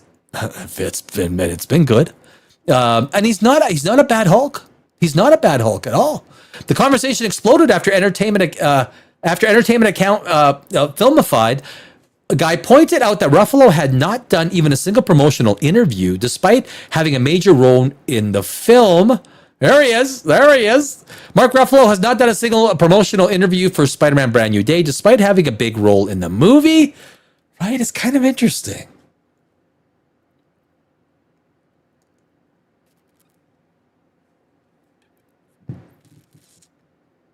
Ruffalo has long been one of the MCU's most recognizable stars. Nobody starts talking his political bullshit. That's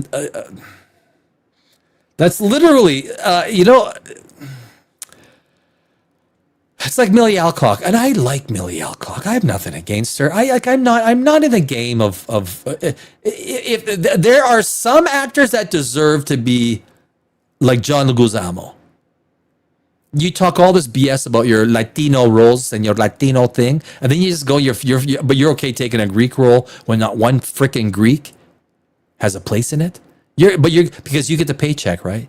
As long as you get the paycheck, a Latino taking a Greek is okay. But if a Greek took a Latino role, and look, some of my best friends are Latinos. Best friends. It has nothing to do with Latino, this, Greek, that, or whatever it is. If it's a black role for a black person, you know what? That's that character. If it's a Caucasian, this is why you shut Ruffalo up, right? This is exactly why you shut Ruffalo up. Yeah, baby. Yet throughout the movie's extensive marketing campaign, Ruffalo has been nowhere to be found. It's felt good. Meanwhile, Holland has discussed filming alongside Ruffalo during virtual press events, even joking about acting opposite the motion capture. Oh, this was another thing I was going to say. Actually, I do have it. No, sorry. There I go again, right? In mid-flight. I got something. The fact that Holland is openly talking about the filming with Ruffalo only makes the latter's absence from the press tour stand out even more. There's no official explanation. We don't need. I tell you what, Spider-Man, he is indestructible. Hulk is indestructible. Since I was a little boy.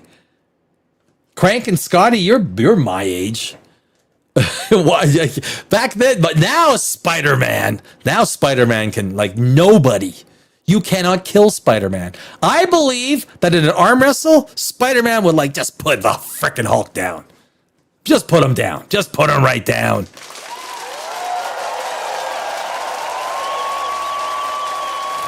That's all we need from the Hulk. But Muffalo. That's a great name. Muffalo. Mark Muffalo. He's been muffed up. Muffalo. Cat got your tongue, Muffalo? So guys, I think this is why. How do you launch a movie? You launch a movie without political bullshit. Right? Am I right? You launch a movie without the political bullshit. And when you have no political BS, this is what happens. Good stuff happens. I know we're going back. Kirk had a brief encounter with that, if I remember correctly, between dimensions. Oh. And you guys just let me talk. All right, that's fine. Let me blab. I'm a blabber. So are you guys looking forward to Spider-Man? Did you get your tickets? Spider-Man's going to be the biggest movie of the year, my friends. The biggest movie of the year. And I'm looking forward to it, and I think it's rightly deserved. One thing that is not rightly deserved, and we're going to touch on the Odyssey. I touched on it yesterday on Popperageous, on Popperageous, I go live on Tuesday, Thursdays, and Saturdays, where we're pure pop culture. I mean, we had a good dipping into the Star Trek stuff, and next Wednesday we'll dive into episode 2. Even whether you guys watch it or not, I will be watching it. Why not? I won't be watching it tomorrow because I gotta do videos for Dimension Zero Pop Radius, and then the movie at 12. So I'll watch it on Friday for Pop Rageous on Saturday. I'll watch it for Friday for Pop Rageous. But tomorrow night on Pop Rageous, I will do my Spider-Man review. I review things from a screenwriter's perspective. Obviously, I've also been on all sides of the camera. So and of course, we will touch on Spider-Man on next Wednesday here on Dimension Zero as well. And like the channel, subscribe, all that stuff. I never say it because I always hate it. I don't know if you guys are the same way. You're watching a YouTube video and the guy will say, make sure to watch the video to the very end. I back out. I say, fuck you. Don't tell me to watch a stupid video to the end. I will watch it to the end if I want to watch it to the end. And in any of my videos, I never have very rarely do I put the subscribe thing or say, please subscribe to the channel. I just don't like it. I don't know what you guys think. I don't like it. You think we're stupid? If I want to subscribe, I don't need you to tell me to subscribe. I don't need you to tell me to watch this stupid video to the very end. Boom, right there. I'm gone. I'm out of here. That's what I think. Everybody knows you never go full retard. You went full retard, man. Never go full retard. Yeah, baby. So, guys, the Odyssey, the break even is $1 billion. And let no one tell you anything different. Nothing different. It's $1 billion. It's probably a little bit more than that. And how do we get to that number? $250 million for the production budget is what they're stating. It's always higher than what they state, okay? Let's just say $250 million. $150 million for marketing, budget, and distribution. You know what it costs? 4,000 theaters need movie paraphernalia, marketing support, information, distribution, all these packages and things have to get printed. Holy shite. It's expensive, my friends. 150 million, marketing and distribution. 400 million, 50-50 at the box office. Multiply by 2 because the box office is divided in half. So we have $800 million at the box office based on those numbers to break even. However,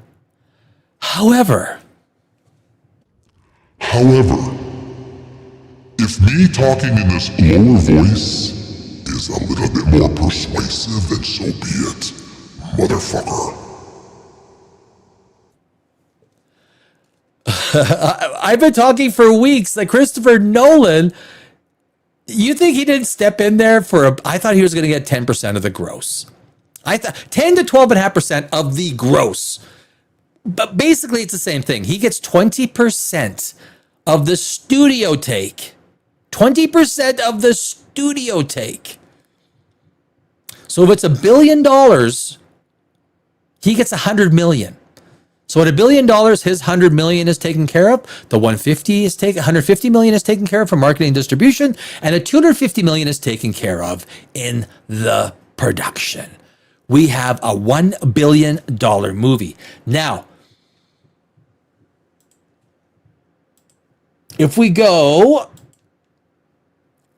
so far, $683 million has been taken in by the Odyssey.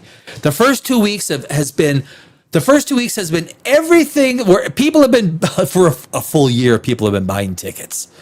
Word of mouth is out. We're going to go to this article from Emily Wilson herself.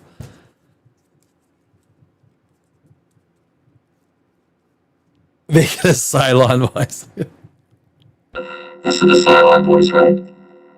Yes. I am a Cylon. I don't know. You know, yeah, no, that is good. 683 million, guys. We are going into the third weekend. Spider-Man is going to annihilate. The numbers that have been coming out is around 40 to 50 million domestic and international. That pokes it just above 700 million. There's a very good chance that this movie does not even break 900 million, which it will lose. This movie will lose between 50 to 100 million dollars. This movie might only get the Odyssey. Now, I could be absolutely wrong, and this thing has more staying power than it's a crap movie. It's a crap movie. This is a terrible movie. This is a $250 million B movie. I was laughing in the third act. The characters are so bad. Talk about one syllable. See Jane run. Get bow. Shoot arrow. I love you. Maybe we'll go. Maybe like it really reminded me of Arya Stark, right? What was it season 5 when she jumped on the boat and sailed off? Oh yeah. Oh my God.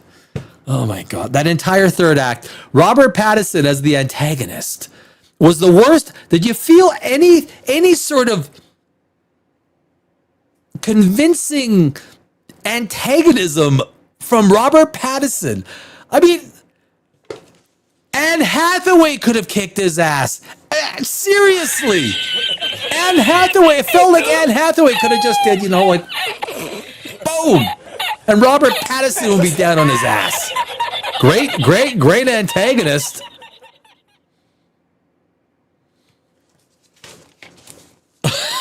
Oh, jeez. So that's my point. Point made. $1 billion. We are still $300 million away from break even. That's break even. Break even. Is this thing going to go over $1 billion? If it's lucky. Now, I could be proven wrong this weekend, but this is a bad movie, and bad movies tank really fast. Word of mouth is. But anyway, let's get to the meat and potatoes, shall we? Let's get it. Let me see. Yeah, that works out good. Okay, so the Odyssey translator Emily Wilson. This might surprise some people. Emily Wilson pens review trashing Christopher Nolan's film as Emily Wilson calls it abysmal. Abysmal. I've used the word abysmal with the Odyssey. I believe in my out of the theater reaction, I said that this movie was abysmal. The screenwriting is abysmal. The casting is abysmal. The dialogue is worse than abysmal is giving it a compliment. And I have nothing against Christopher Nolan. What drives me crazy is this movie is such shite. It's garbage. It is such a poorly constructed movie, poorly written movie, and this is Nolan's worst filmed movie. And here's the point that I was going to make while we were playing Spider-Man. When you go watch Spider-Man, and apparently the fighting and the special effects from all the fighting are absolutely insane. Insane. And I'll guarantee you it's all frickin' CGI, okay? It's frickin' CGI. Christopher Nolan, it's okay to come out of the 80s. It's all filmed practically. Well, you're a stupid dumbass then. You got frickin' computers from NVIDIA that process shit so fast. They render files that even just Avatar did a few years ago. What took them months, these new NVIDIA computers will render these scenes in a couple of days. And this guy is still working from 1980s technology. Did you see the 60-foot puppet they made of the Cyclops? 60-foot puppet? Fuck me.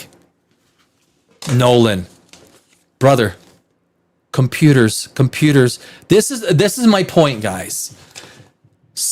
Good CGI is marvelous. Bad CGI sucks. What would have made the Odyssey? He could have saved hundreds of millions of dollars doing post-processing. Well, don't worry, we'll fix it in post. You know how many times you film something and the actor goes, well, okay, I kind of did. Don't worry, we'll fix it in post. Well, I think, no, don't worry, we'll fix it in post. We can fix that in post. It's not big enough. We can fix that in. Really? Yeah, really. It's all cool. It's cool. We'll fix it in post. It's a big thing. It's a big thing nowadays on a set. You watch, there's no, so back in the days, it was called the dailies, right? So everything you would film that day, you wanted to get the dailies as soon as possible. So you could see, in today's filming, the director sees it real time, right? There's no more dailies. The director is watching what's being filmed real time. Did you like that take? You know what? It goes to cinematographer. I think the blah, blah, lighting this and that, blah, blah. And all of a sudden you see everyone working for an hour to fix the lighting while the actors sit around, doing this, right? You see the actors. And this is why filming takes so long. It takes 10 times more time to set up the scene than it ever does to actually film it, right? But this is my point with the Odyssey. Remember when they attacked Troy in the Odyssey? Holy shit. What was that? That was Troy? Those are the gates of Troy? Like, really? It looked like a Lego movie. Like, was I watching the Christopher Nolan Lego movie? I don't get it. What the fuck was I watching? I love the animatronic Cyclops. The puppet Cyclops. Holy fuck me. Don't get me started with the Dark Knight bullshit either. Don't get me started with the Dark Knight bullshit. Not Dark Knight Rises. That's a given bullshit movie. I'm talking Dark Knight bullshit. I'm better. Let's get there. He is. That's Matt. I like Matt Damon. I'm not in calling actors' names for the sake of calling actors' names, except for John Leguizamo. The Odyssey translator Emily Wilson has published a scathing review of writer-director Christopher Nolan's acclaimed adaptation. Acclaimed? Really? Is it acclaimed? Of the ancient Greek epic poem writing, I would be ashamed. This is a feminist now taking her shots. I would be ashamed to have written any part of this script. And guys, I have stated this as a screenwriter over and over. Christopher Nolan is a shit screenwriter. And again, I will go against any other screenwriter. Real time, belly to belly on The Dark Knight. Scene by scene. You want to do that with me? Let's do it. No takers. There's no takers. I check my email going, there's no takers. Because The Dark Knight's a shit script. Christopher Nolan, so you ask the question, how does Christopher Nolan get by writing garbage scripts? Because he moves it so fast with spectacle. You don't even know what happens. In The Dark Knight, you don't even know why Lucius Fox is in Hong Kong, how he got there, and then South Korean smugglers, they got a CF-130 flying over top. What the fuck am I watching here? I'm not going to get into it. Christopher Nolan movies are shit screenplays, okay? They're shit screenplays. Nothing against Christopher Nolan, but what he's amazing at is taking really bad screenplays that he writes and pulling out incredible spectacle that makes the audience forget about the stupid story that's propping it up. He's very good at it. I will not look. He is talented. I'm not gonna. There's just certain things that he deserves no credit for. Nolan has cited Wilson's translation of the Odyssey and particularly the opening line of it. Tell me about a complicated man. It's a good point. And particularly as major points of the inspiration for his adaptation of Homer's epic poem. However, while the film has received almost unanimously positive reviews, look, I don't care what the frickin' paid-for shill critics frickin' say. I don't. I will tell you what I think of a movie without political interference, without monetary interference, without anything. I'm a screenwriter. and a movie guy. I've been on all sides of the camera. I'll give you my opinion exactly. No one's gonna freaking buy me. Hey, Danny, I'll give you $250 to write a good review. Fuck you. Frack you. However, while the film has received almost unanimous positive, continues to dominate the worldwide box office only because of pre-purchased tickets. Well, for a large part, it's been pre-purchased tickets. The word of mouth is getting out there. It's like, this is a bad fucking movie. Wilson has made it clear that she is not a fan of Nolan's adaptation. The British, kudos to her. She is 100% on the money with her assessment. The British-American translator and classicist penned a review of the film for the London Review of Books titled An Uncomplicated Man, which has since gone viral. In it, Wilson takes issue with not only Nolan's depiction of the Odyssey, protagonist Odysseus, played by Matt Damon, but also the filmmaker's guilt-driven view of his decades-spanning journey home of Ithaca. The Odyssey features his usual combination. Guys, this is so true. This is why she's actually very good with words. I will give this to her. She has really, I think she addressed this better than I did in terms of how she described Nolan's bullshit. Poor filmmaking. The Odyssey features his usual combination of grandiosity and superficiality, Wilson wrote of Nolan. The film's vision is too confused. Again, the storyline is all over the place. And the fact that it's all over the place, there's no emotional continuity, right? There's no emotional continuity whatsoever. Its characters are too underdeveloped, extremely underdeveloped, to deliver what it half promises in terms of big ideas, although it is very good at conveying big bangs and big giants. The spectacle, that's what he gets away with garbage writing. He has no experience in writing. I went to university. I took creative writing. What has he done? Nothing, right? Yeah. Maybe his brother has. I don't know. Has his brother? Nolan's Odyssey lacks many of the elements that make the poem great. Wilson's scathing review continues. It has nothing convincing to say about time, memory, history, war, or about the relationship between one's warrior's glorious return in the lives of his family, adversaries, comrades, friends, and neighbors. Another thing, I never bought that Tom Holland was Matt Damon's son. I still don't buy it. I don't buy that Spider-Man is Matt Damon's son or Jason Bourne's son. I don't buy it. It's not convincing. It lacks psychological, emotional, and political and ethical depth. Its narrative structure is gimmicky.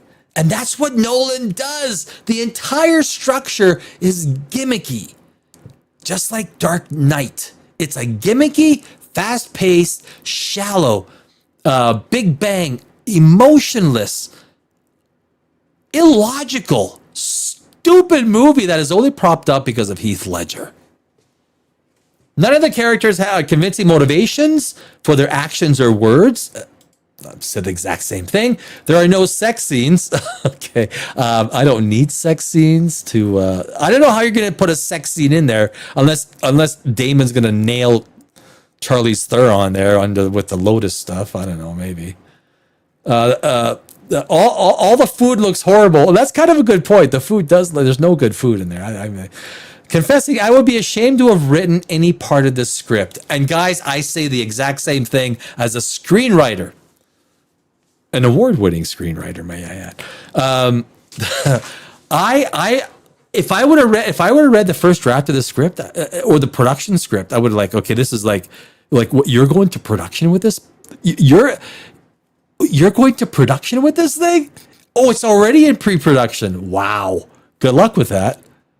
I've said the Nolan halo is going to be shattered with this one. Notably, Wilson is familiar with the experience of releasing a divisive take on the Odyssey. Her translation of the epic poem has received plenty of scorn. I couldn't find much at all, and criticism over the years of diehard fans, many of whom have taken issue with to the simpler language of the Odyssey translations. That is true. That is true. While the classicist used her review to make her opinion of Nolan's film known, she did acknowledge that its popularity has led to print copies of the Odyssey, including her own translation, flying off the shelves. Even a piece of crap translation like Nolan's, like this is garbage TV movies. This is right up there with Tenet. As a matter of fact, this might be Nolan's worst movie. I'm gonna have to see it again when it comes out on streaming, but I honestly think that this is Nolan's worst movie. And again, compare it to Spider-Man. Spider-Man, which is a lot of CGI. The only reason you can make Spider-Man is because we have computers and computer people that are so talented that can create CGI to make a fake human being, a computer-generated human being look real. 100% real. You cannot tell that a particular scene was perhaps all CGI. And it probably had something to do with, putting the sensors on it and capturing and whatnot. Nolan, Christopher, go to your room. I'm going to talk to you in 5 minutes. CGI is freaking okay? CGI, just because a movie uses CGI, fuck me. Get out of the fucking 90s, 80s, whatever it is. I'm not going to use CGI. Well, you know what? It showed, okay? Your stupid little 60-foot Cyclops puppet, it frickin' showed. The little animatronic hand you had. Dear God. Watch it again, guys, and see how stupid this movie looks. Absolutely stupid. Stupid as stupid does, sir. Yes, it is, my friend. Yes, it is, Gump.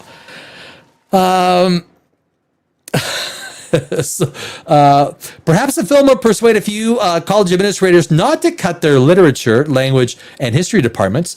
Wilson ultimately concludes, Nolan, who studied English at the university, he did study English, but was it creative writing? Where students still study the Odyssey as first year, is doing his best to get general public reading again, and I am grateful. And that's a good point. Did Christopher Nolan study?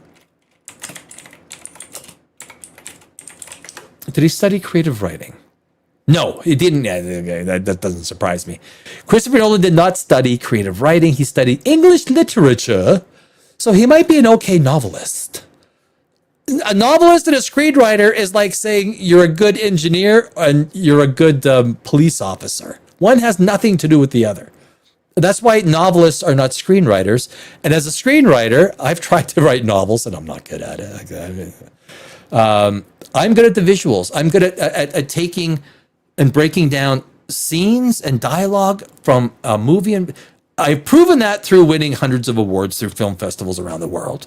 I have not done anything in novels. As a matter of fact, when I first started writing screenplays, the people that criticized my initial screenplays said that my screenplays were novelized because you're using too many adjectives. You're describing and not describing what the scene is, if that makes sense. You're using long sentences like the long swooshy tail of the river, took its bright blue translucence as the sun shone through. Like, fuck, okay, that's not what you need for a screenplay. It's not a screenplay, right? That's a novel. Very different. But yeah, it doesn't surprise me that Christopher Nolan has not taken any creative writing whatsoever.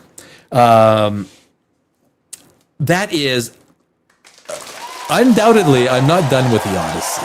Undoubtedly. But we got a little bit of Star Trek, some Spider-Man, we got a little bit of Odyssey.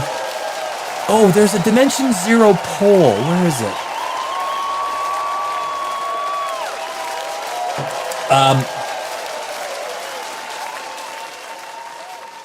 Yeah, Doctor Who. Yeah. I'm going to do a Dimension Zero poll, guys. If there's something that you guys want to talk about, put it in the comments now. We'll talk about it after I do this quickly. I want to jump into this Dimension Zero poll. And is that that is the one, my friends. My friend, my best friend in Los Angeles, he's from Mexico. He's a Chilango. He is from Mexico City.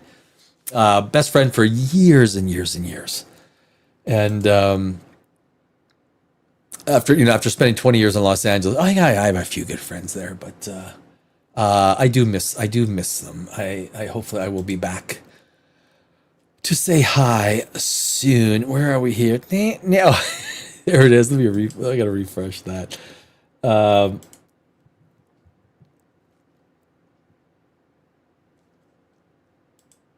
There we go. Yeah. There we go. So, do I want to get it this bigger? I do.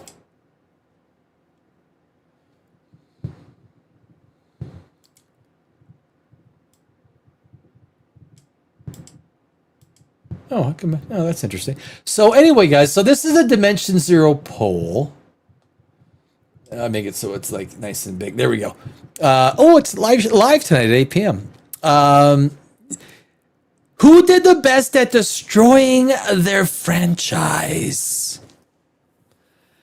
Alex Kurtzman, Star Trek, 19%, 1.3 thousand votes. And when you get to these, so always, if you want to check the community side, I'm always doing, a lot of times, this week I haven't done as many, but a lot of times I'm doing sometimes 1 or 2 polls a day.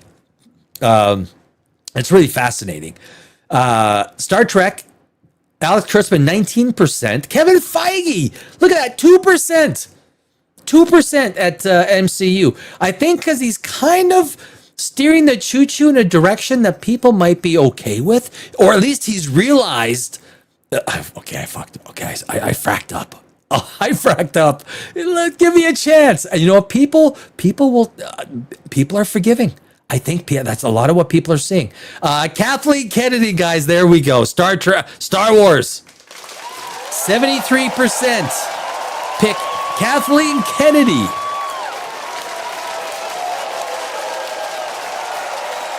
As the person who most destroyed their franchise. And even DC, look at James Gunn. He's had, 2 movies and 1 TV show. He's done more. People think he's done more to destroy the DCU than Feige has destroying the MCU. It's very interesting, right? I find also this to be very interesting. 418 votes. However, when you get to 200 or 300 votes, things really don't change after that. They don't. Statistically, 200 or 300 votes is enough to give a decisive, it doesn't change much. It won't. It'll change a few percentages. Obsession. So the question is on this one. Best sci-fi movie of 2026 so far. Obsession, sci-fi, sort of sci-fi horror, sci-fi fantasy, sci-fi space, all that that whole sci-fi genre, right? Obsession, 6%. And it's funny, I put it in the direct. The Odyssey at 7. The Obsession almost beat the Odyssey. Odyssey is at 7%. Mandalorian and Grogu. Mandalorian and Grogu is at a stunning 13%, almost twice what it is of the Odyssey. Almost twice. Project Hail Mary. A great movie. Guys, if you haven't seen Project Hail Mary, if you haven't seen it, great sci-fi deserves a second watch. It is on streaming. It is on VOD. I highly recommend Project Hail Mary. It's got good science. This is good science fiction, right? This is Dimension Zero. We are into science fiction, but we like good science fiction, right? We don't like science fantasy, and we don't like science bullshit. We like good science fiction. Project Hail Mary is awesome. You will fall in love with Rocky. I have a friend of mine. She's not even into science fiction, and she went to go see Project Hail Mary twice in the theaters. Unbelievable. Unbelievable.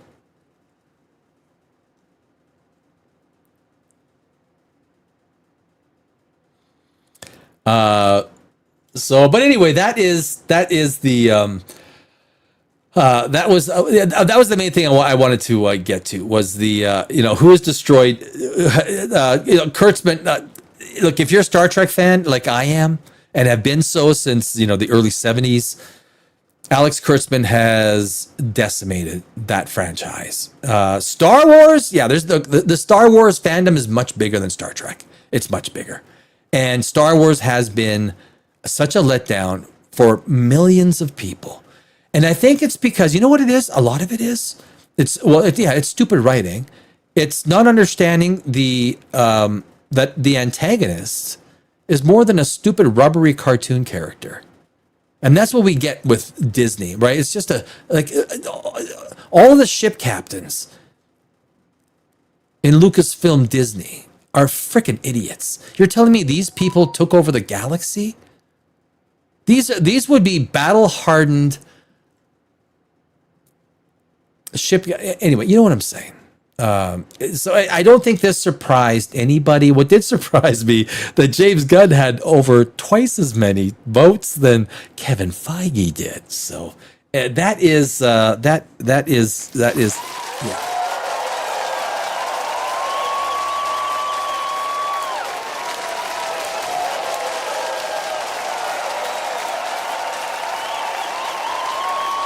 Would love a Farscape edition. Farscape. You know, it's interesting how many people actually like Farscape, and I actually have to do more Farscape videos.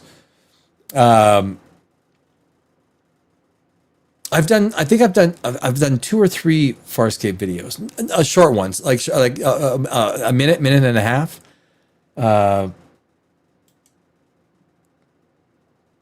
Black Mirror was cool. New version of the Twilight Zone. Black Mirror. That's a good point. Black Mirror. Yes. Disappointed in the Doctor Who world. Also, woke DEI destroyed. Woke DEI obliterated Doctor Who. Obliterated it. Took it out back and DEI woke. And this is actually, you know what? Actually, that's an interesting point, Scotty, because that brings us back. Let me go back. I'm going to go back to this is why I had this screen up. I was wondering, why did I have this up for? And this is what we talk about when we have woke and DEI shoved into a screenplay or a movie that doesn't make sense. What's his name? Chris Gore from Film Threat, because he saw it on Monday. He was talking about how there's this entire B or C storyline about police officer's wife and kids and everything like that, and it feels it doesn't need to be in there. And I know why it's in there. I know exactly why it's in there.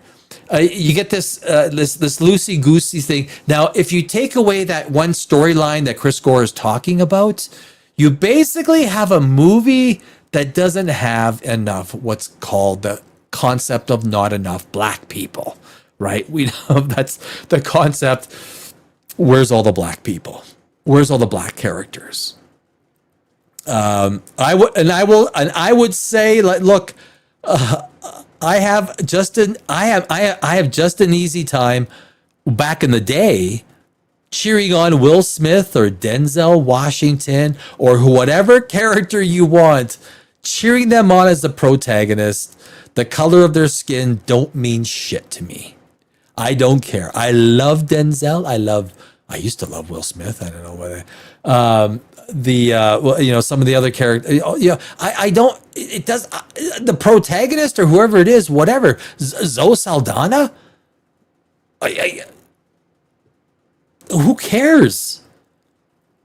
But when you shove people in and they don't even have to be there. So I think what he's talking about is the Tremel Tilden, Detective Jean de Wolf, and William Bill Metzger. I think I haven't seen the movie, but so what Chris Gore was saying is this entire storyline that takes up 20 minutes of the movie that doesn't have to be there. These characters don't have to be there. And so when you take a look at it, I say, oh, I see. I think what they did is they just, someone somewhere in the studio or somewhere who had power said, look, we got it, like, guys, we need some boxes checked here.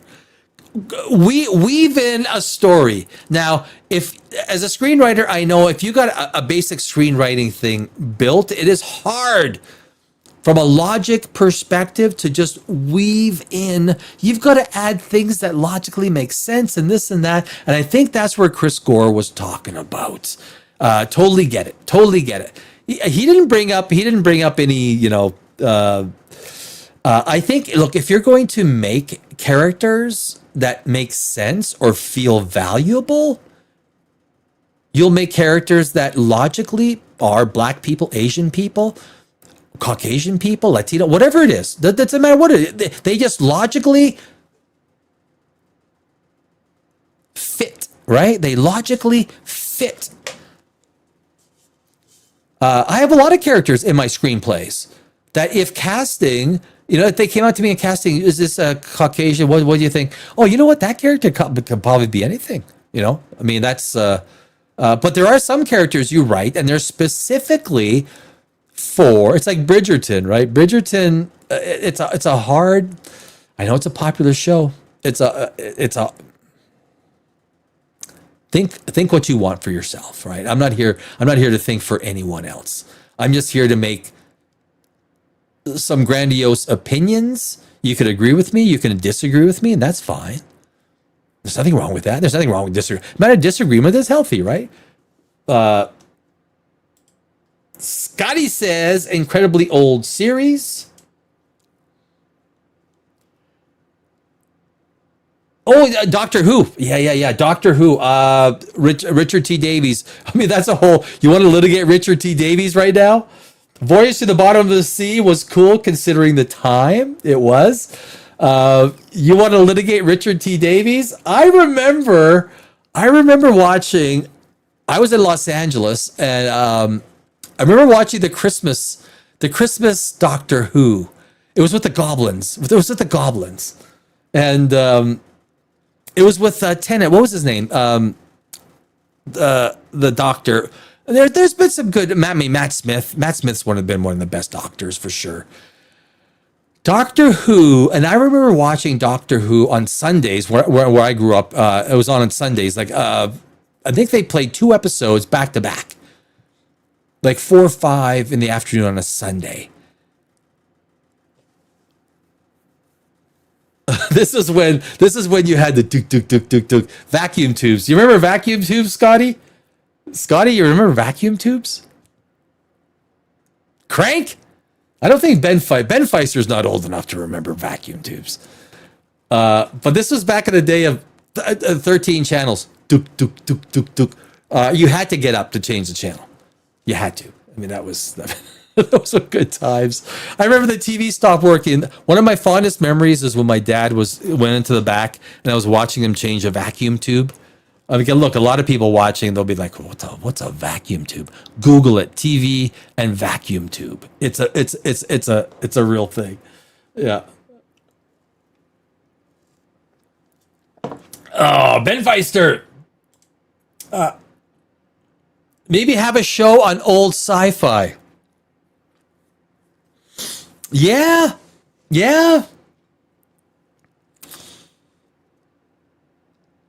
I think there's going to be some Doctor Who news coming. A franchise with 60, almost pushing 70 years of history. The BBC, basically the BBC doesn't have the franchise, doesn't have the money.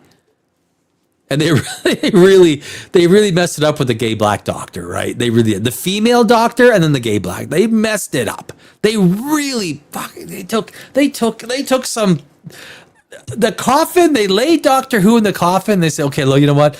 We're going to bring in the female doctor. Because you know why? You know why we're going to do it? Because we're progressive. Motherfucker, we're progressive. This is what we do because we're progressive. We progress. And then, of course, can I do it? Can I do it? Can I do it? You dare me? You dare me? You really dare me? Are you quite serious, eh? What's the best one?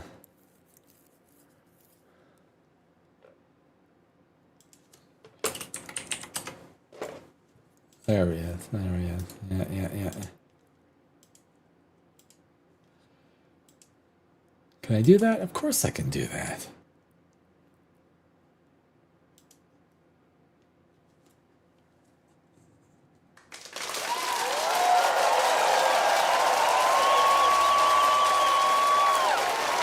Nothing against the actor. As a matter of fact, if I was the actor, would you take the role? Of course you would. Look, the actor. Hey, what's his name? Newt.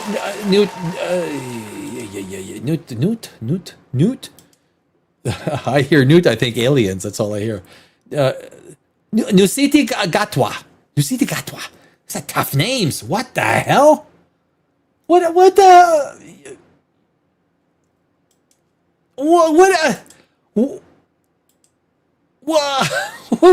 What the hell is that? Who wears that? Stupid is as stupid does, sir.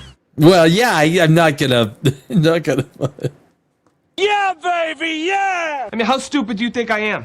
I don't know. I guess. Here, put this on. What? Excuse me? It looks like I have tits. What? You want to put this on? Yes. Okay. Well, I look good. He's happy. He's happy. Nothing against him. No one has anything against him, right? Everyone has the right to be happy. But when you put yourself in a position to become the doctor of a six-decade-old franchise that has got a fan base, we know who the fan base is, right? We know who the fan base, and the fan base has gradually gotten older. You're gonna tell me that a slightly aged fan base that skews heavily to male, and you put in a gay doctor, and you're not going to have an issue. Look, Richard T. Davies was coming back for blood. He's coming back for gay blood. I'm gay, and I'm going to show some gay. I'm going to be gay. You're going to be gay. We're all going to be freaking gay. So love the gay, my friends. Love the gay. I never asked anybody what they want to do in bed. I don't care. What do you like to do in bed? Which way do you like to take it in bed? Do I really care which way you... do I ever think about or ask, I meet someone new? My name is Danny. No, it's a pleasure to meet you. I just, before we get started on introducing yourselves even more, I'm very fascinated on how you like it in bed. What's your favorite position? Do you like it, missionary? You like it from behind? You like it from, I need to know, because it is very valuable to my identity of you, how you enjoy taking it from a sexual perspective. It's very important. So therefore, you must define your sexual preferences. It's stupid. It's beyond stupid. It's asinine. It's asinine. Scotty got me. He got me going on. Irwin Allen, I return. Have two 12-inch TVs. You remember that? Now that's going back to the vacuum tubes. Museum pieces. Ben Feister, geez, dude, you missed a lot, my friend. Dude, we've been to the moon and back. Where you been? We literally solved half of the world's problems in the last hour. I was alive when I was the remote for my dad's TV. I grew up. I'm gonna move this over here. We're full on in the. I'm done with my content, so we're full on with the. We're in pure conversation mode. Pure conversation mode. Whatever you guys want to talk about, That's. I was live when I was the remote for my dad. You're the one. You go to change. Oh, I got it. Well, let me put. Come on a sec. Well, there we go. There we go. Now we're in conversation mode. Anything goes. I don't know. We can talk about whatever you want. Talk TV, politics, sci-fi, CERN. You want to talk about the CERN collider? Brian Cox? Hey, Brian, give me a call. It was Brian Cox. Brian Cox, give me a call, buddy. I grew up with floppy disks, VCRs, and VHS movies. I remember 8-tracks back in the day. 8-tracks. Yeah, look at Europe.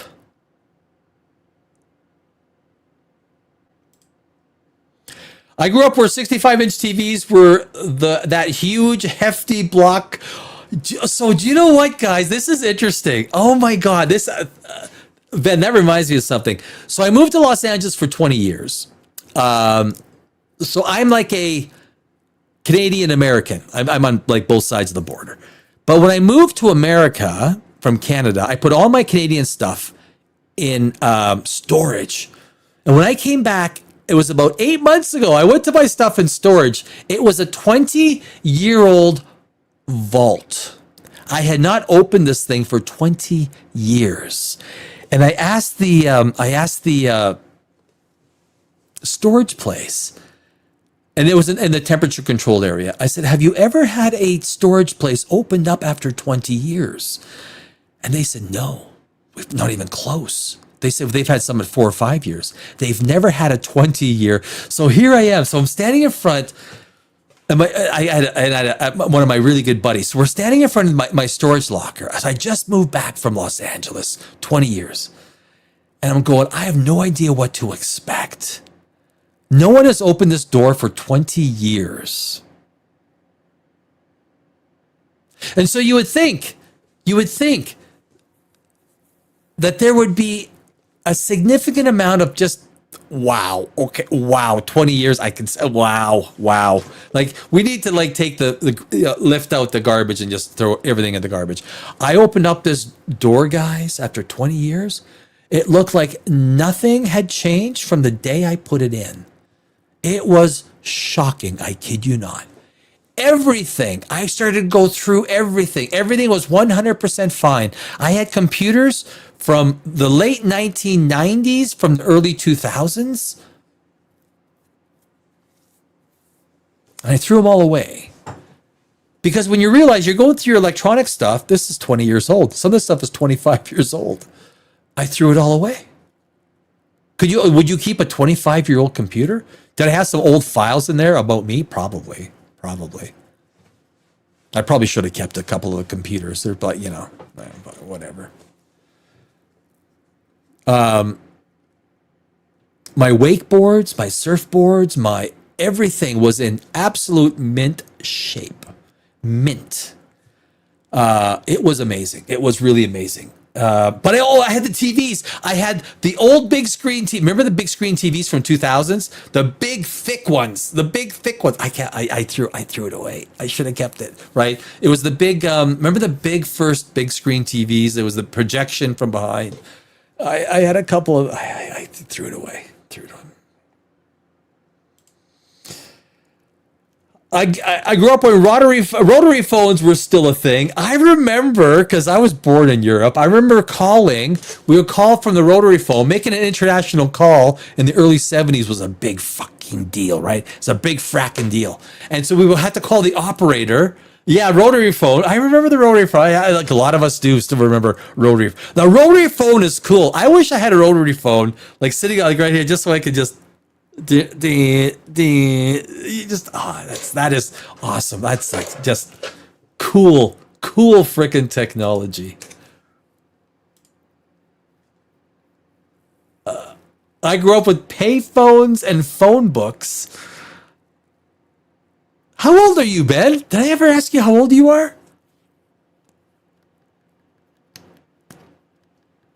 8-tracks. Fuck yeah, 8-tracks. Right. The internet was barely a thing back in 1989. It wasn't a thing. The internet didn't get going until, what was it, 1994? 1993, 94?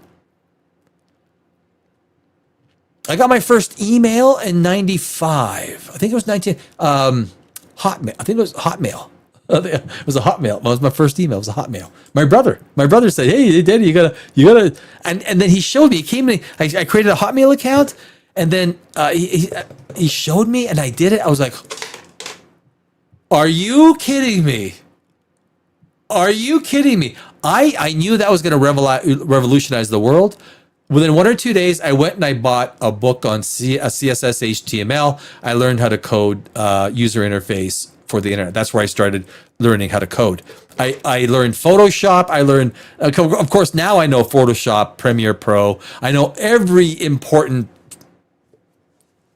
software that you need to know. But yeah, no, I hear you. Canada, eh? Do you drink maple syrup? I got to troll a bit. Oh yeah, I got to. I don't. I love maple syrup. I minimize my sugar intake. Dramatically minimize my sugar intake. So I don't eat maple syrup. I used to eat French toast. Blocks of French toast. I used to put I would put a bottle of maple syrup on it, right? And I would cut French toast and sausage. I used to love breakfast sausage dipped in maple syrup. You know what I'm talking about? You go to Denny's, right? Moon's over my hammy. You know, I think I just rang a few bells, and everyone, like, right now there's a lot of people. I just mentioned it. There's probably 1,000 people packing up to go to Denny's for a Moon's, because they're 24 hours for them. Right? Denny's is 24 hours. Heavy ass console. Yeah. Oh boy, right? That's what technology does. It makes everything smaller and lighter. Everything smaller and lighter. An nova is a failed supernova. Instead of exploding, the star goes straight to a black hole. Or sorry, a nova. Yes, I was going to punch that up now, because what it does. Now that's a bigger star, right? It's a rare. It's a bigger star, but because you need the mass, right? You need the mass. How big? How big? I mean, how big for a nova? Yeah, so 8 times. An unnova would need to be at least 8 times the mass of our sun, or be an Earth-sized white dwarf that steals enough gas from a neighbor to trigger the massive blast. It needs to be a bigger star, because you can do 3 times. So what is it? About 2.5 times the size of our sun could become a black hole. And it would be a small black hole, right? So if it was 3 times the size of our sun, the black hole would be like, what would be like 2 to 3 kilometers across? I mean, it's insane. It's insane, right? But correct, yeah. It just needs the mass. If the unnova has the mass, it can go without because gravity takes over, right? It's just so big. The nuclear forces driving everything out. The star turns into primarily iron, and once you hit a density of iron, if you've got enough mass there, and all of your nuclear fusion basically ends, it becomes a nova. Unnova. Unnova. Yeah, this stuff is cool. This is the stuff that sci-fi is made of. Scotty Boom boxes were the way to jam back then. Oh, jeez. Yeah. Poor Canada going through the BS. Oh, no. Look, hey, no. You know, I am a person of also. Look, I was born in Europe. I was born in the Czech Republic. I was born in Brno, which is just outside of Prague. I came to Vancouver when I was a few months old. And then I moved to Los Angeles. So I have for 20 years. I have my American SIN, social insurance number. I have my Canadian one. So I have, I'm on all sides. So I'm a little bit of everywhere. I do think, look, guys, I am right of center. I am. I'm a free market capitalist. I hate the left. I was born in the Czech Republic, what used to be Czechoslovakia. I hate communism. I hate socialism. I used to be much more in favor of Trump. I am not so much in favor of Trump. Trump has destroyed small business with all of his tariffs. He has annihilated. If you're a small business owner, you know exactly what I'm talking about. Trump has annihilated. So he will go and put these massive tariffs that utterly wipes out small business. And then he'll go and do a deal. But if you do a $20 billion with BAE Systems, we'll lift the tariff. So basically you put another 5,000 small businesses out of business because of your 30 or 50% tariff. But that's okay because BAE or Boeing or whoever it is gets 50 billion in orders. But that's at the expense of the small businesses that you just wiped out because there's no way a small business can pay for 50% frickin' tariffs coming in the frickin' front door. Your whole tariff policy does nothing but utterly wipe out small business. I was in Los Angeles when he started the tariff war. I am not opposed to America utilizing the strength of its, as opposed to just, look, totally agree. If Europe has 20% tariffs going in, reciprocate. You know what? 20%. Whatever your tariffs are, that's what ours are. Exactly. It's tariff for tariff, which will basically turn into 0%, right? I'm a firm believer in that. But when you do it the way Trump did it, you freaking wiped out thousands of small businesses. And then you do a big ass deal for Boeing. And when you do a big ass deal for Boeing, well, Boeing gets a $30 billion order, but 5,000, 10,000 small businesses got wiped out. Wiped out. It's a wealth transfer. The process that Trump is doing is a wealth transfer. You're wiping out small business, but that's okay. You buy a whole bunch of stuff from BAE or Boeing. We'll lift the tariff. Well, too late. 10,000 Americans just lost their frickin' small business.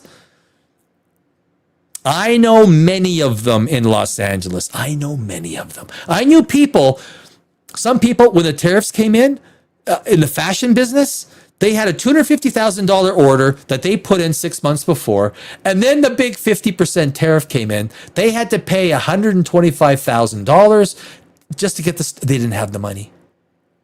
They couldn't get the product into the country. I have a list of people that I could give you that went bankrupt because of Trump's policies. Now, there's a lot of things that I agree with Trump on, and I sure as I'm not going to go Kamala Harris way. Fuck no. And I'm not going to go Democrat lefty. You know what? Somewhere in the Democrat Party, there is someone good. There is somewhere. I don't know where it is. It's not AOC. But I'm not a Trump guy anymore. I'm not. If you are, that's fine. I think there are some things that Trump does. I think border policy is good. No one has the right to enter your country without nobody. You could just say, you know what? We'll just enact the same border policy Mexico has. Really? Do you know how strict the Mexico border policy is? Do you have any idea how strict they are? But I get it. And there's opinions on all sides. Geez, I got political. Shit. I try not to get political. Loved those. Booms were cool. I still know how to use a Thomas guide. What's a Thomas guide?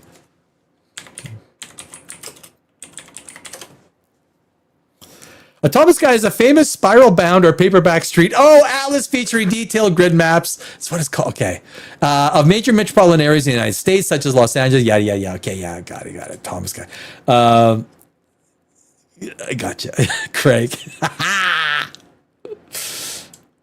I'm 37. I'm not old. Old man. Old lady. I'm 37. I'm not old. What? Oh, we know. Do we know what movie?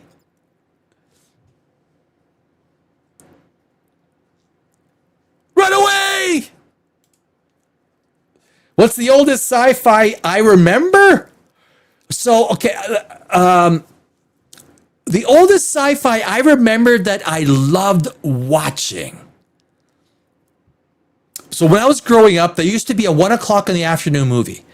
There used to be the movie of the day, and it played at 1 o'clock. So daytime, well, you know, Scotty, you know, back then, right? It was like TV was totally different. Daytime TV was totally different.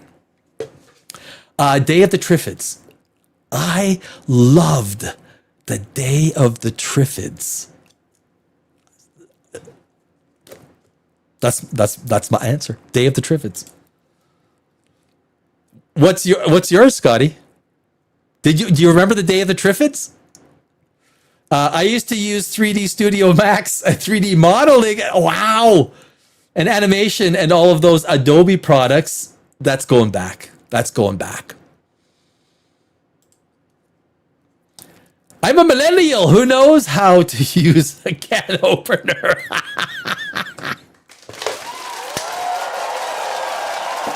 Ooh, I got a mouthful left.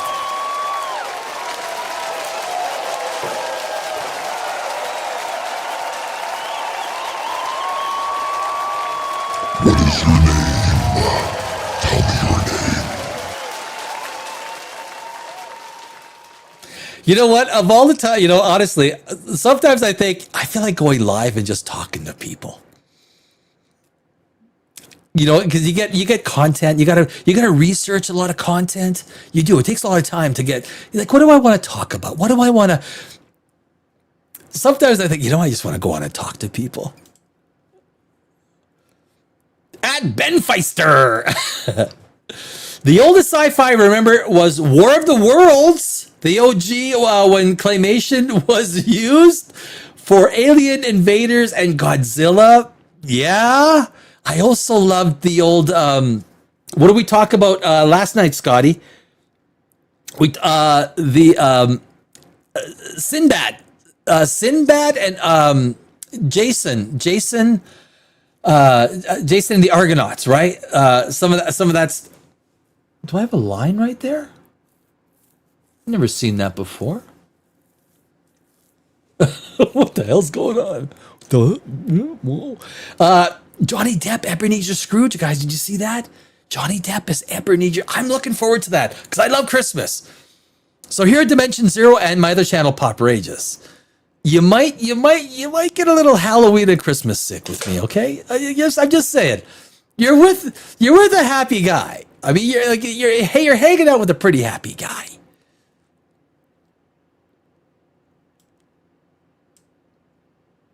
Actually, back to this. All the old Godzilla movies I remember as a kid. All of the old Godzilla movies. Godzilla. Yeah, I remember some of those too. Yeah. Hate is such a strong emotion. It is. You need a weekend on Vulcan. Thank you very much. Yeah, right. Well, yes, exactly. My dad used to always tell me. Yep. Big crank. That is so important. Now, as a group, I would love, like, if there's some sort of, like, as a collective. I was thinking about this today. It's like, I'd like to, like, if you had a name for a group of people that are just really just cool people, right? Anywhere from like 18 to 85. Like, what do you call a group of really just, you know,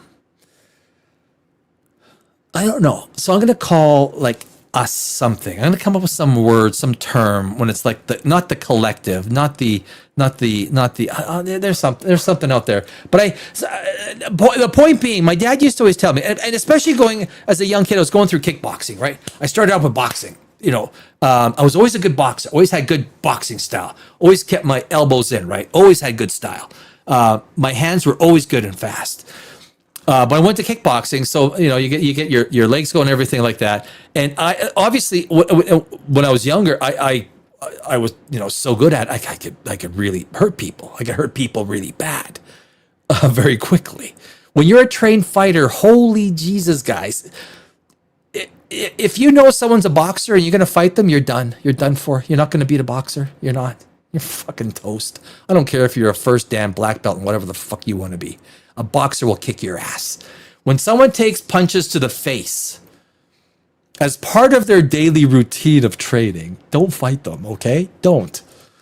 But the point is, I realized that my dad and also my trainer at the time, who I won't mention, because he is a world ranked. He was world ranked. Hate and anger. Nothing positive comes from hate and anger, guys. Nothing. Crank. This is such a. And my dad told me that nothing. Danny. He goes, Danny. He was a old Czech German guy. Danny. When you get angry, nothing good will come from it. You will get angry, and only bad things will come. You won't. It won't be. And of course, he was 100% right. Hate nobody. Do not get angry. Crank. That is so. If I had words of wisdom for someone who is really young, like a teenager, do not hate anybody. Now, if they hurt your family, okay, you know what? There's probably some reason for hate. There's levels. But your anger will only result in bad things to you. You will do things that you will regret with anger. Smile in the face of adversity. Crank, I think that's a really big point you make there. We all need a weekend on Vulcan, my friend. We all need a weekend. Good notice, my friend. 180 by design. Nobody addresses the actual problem.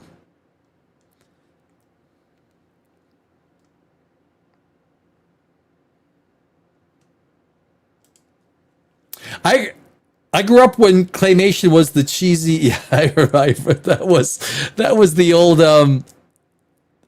Sinbad in the Seven Seas, right? Jason and the Argonauts, all that stuff. And as a kid, that freaked me out, man. Remember when the giant statue came and walked? Oh man, I remember as a little kid, my dad took me in like a Sunday afternoon, me and my brother, and I was like, oh. I say F the left and the right. Us be a sensible, nice person. I think you're onto something there. Crank. The right of the individual. Now, when you go left and you go too far left, if you go too far right, look, I'm going to break some news to a lot of people that might know this, but some people might not know. The word Nazi, I don't think I can say it without getting, problems with the channel, stands for National Socialism. Hitler was a socialist. He was a communist. He wasn't a right-winger. He was a communist.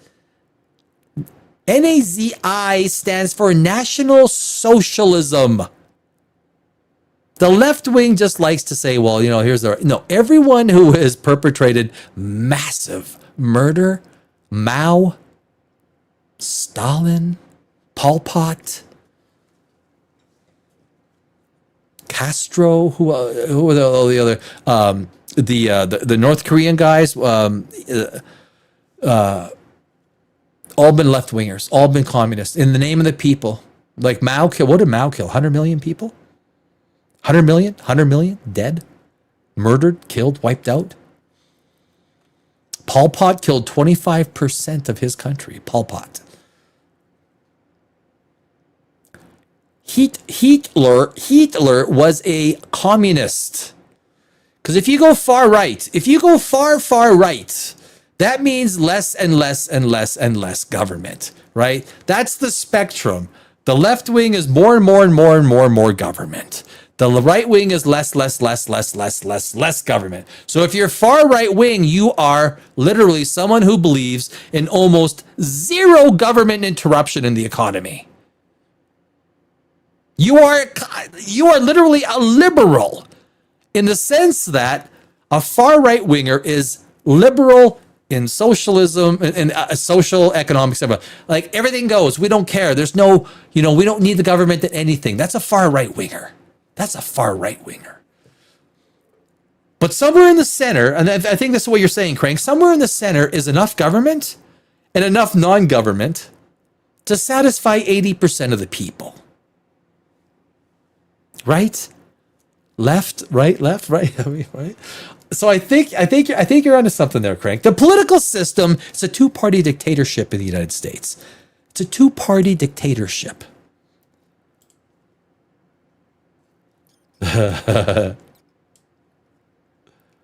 Oops. My favorite Martian. What topic was that? Do Emma ask me anything? Oh shoot. Ah, yeah, I'm out of wine. I'm out of wine. I say F the left and the right, and that's all about the buck. Just be sensible, nice person, everyone. Exactly. Treat everyone. Everyone deserves to be treated with respect. Now, if someone treats you with disrespect, that's when things change. But you can just walk away. I saw a hilarious meme trolling Nolan's Odyssey. Oh, what? With a picture of the old Wishbone Dog Kids show. Their depiction of the Odyssey was so much better. Oh, it sounds classic. Love Land of the Lost. Land of the Lost, yeah. Not really sci-fi. I know what you mean. Land of the Lost. Yeah. Yes, I'm excited for Ebenezer. It'll be so good seeing Johnny Depp again in films, guys. And understand. I'm gonna get just a little bit of wine. I think we're having some good conversation here. Hold on. Enjoy yourselves amongst yourselves. I'll be back in 30 seconds.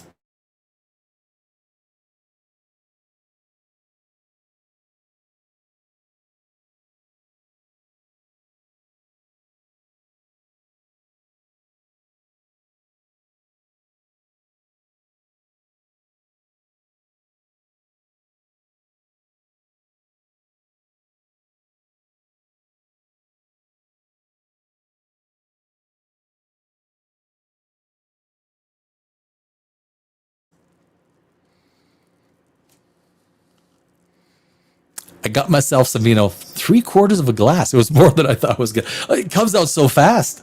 Cheers. This is the first time I've actually had more than one. First time I've ever topped up. The NFL starts in 2 weeks. Preseason, NFL. No, 10 days. 10 days, my friends. NFL. I love the NFL. Love it. One thing I wanted to say about Johnny Depp, and I think this is really important, from the Me Too movement, and I hope Johnny Depp goes down for this reason, or goes up for this reason. Johnny Depp was screwed at the point of time, at the height of the Me Too movement. The bullshit of, just believe all women, right?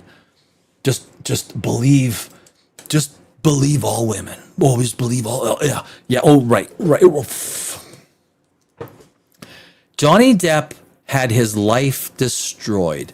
The good thing about Johnny Depp is he had finances, clout, and power to protect themselves, or to go and say, no, I will spend $10 million before I'll allow this to happen.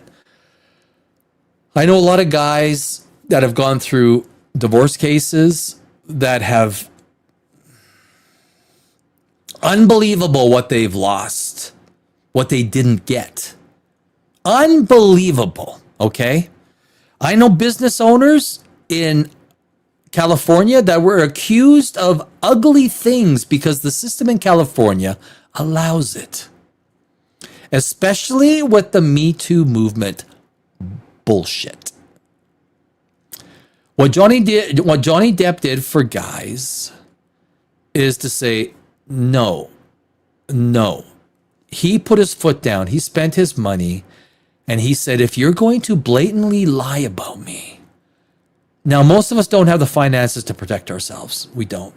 What Johnny Depp did, and I love him for this, is he was willing to put and he's not a very public guy, but he was willing to go through this to defend his honor at a believe all women time where this woman was doing nothing but freaking lying her ass off about Johnny Depp.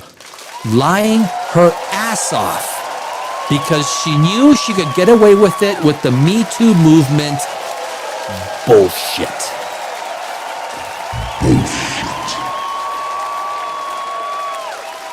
It's why I hate feminism. Feminism is bullying. Feminism is about people who are so angry at the world. Crankin, you said it, right? Angry. They're angry. They're willing to hurt you for nothing more than who you are, for what your sexual organs are. That's what these people are. That's why I don't like feminists. I don't need them in my life. Don't want them in my life. Because they hate people for the most basic and unessential of reasons. So I'm not a religious guy, but God bless Johnny Depp. God frickin' bless Johnny Depp. Ebenezer, long live Ebenezer. Captain Jack Sparrow. That's my speech. That's my point. That's my speech. Yes. Ray Harrison was one of the greatest animators ever. Those were his movies. I am looking for Ebenezer. To see Johnny Depp coming back in another character role.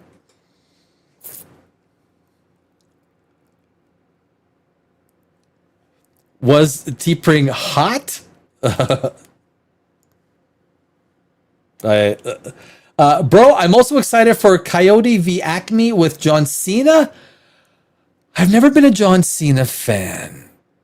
I will give any movie a chance, though. I will. I'll give anything a chance. Anything, any movie, TV show, whatever. I'll give it a chance. I'll give it a chance. But I shouldn't say that about John Cena. I know he is a quality guy. Like he is. He's a quality guy. I know what he's gone through. I know what he's done, and I know his philanthropy. I've just never liked his movies and stuff.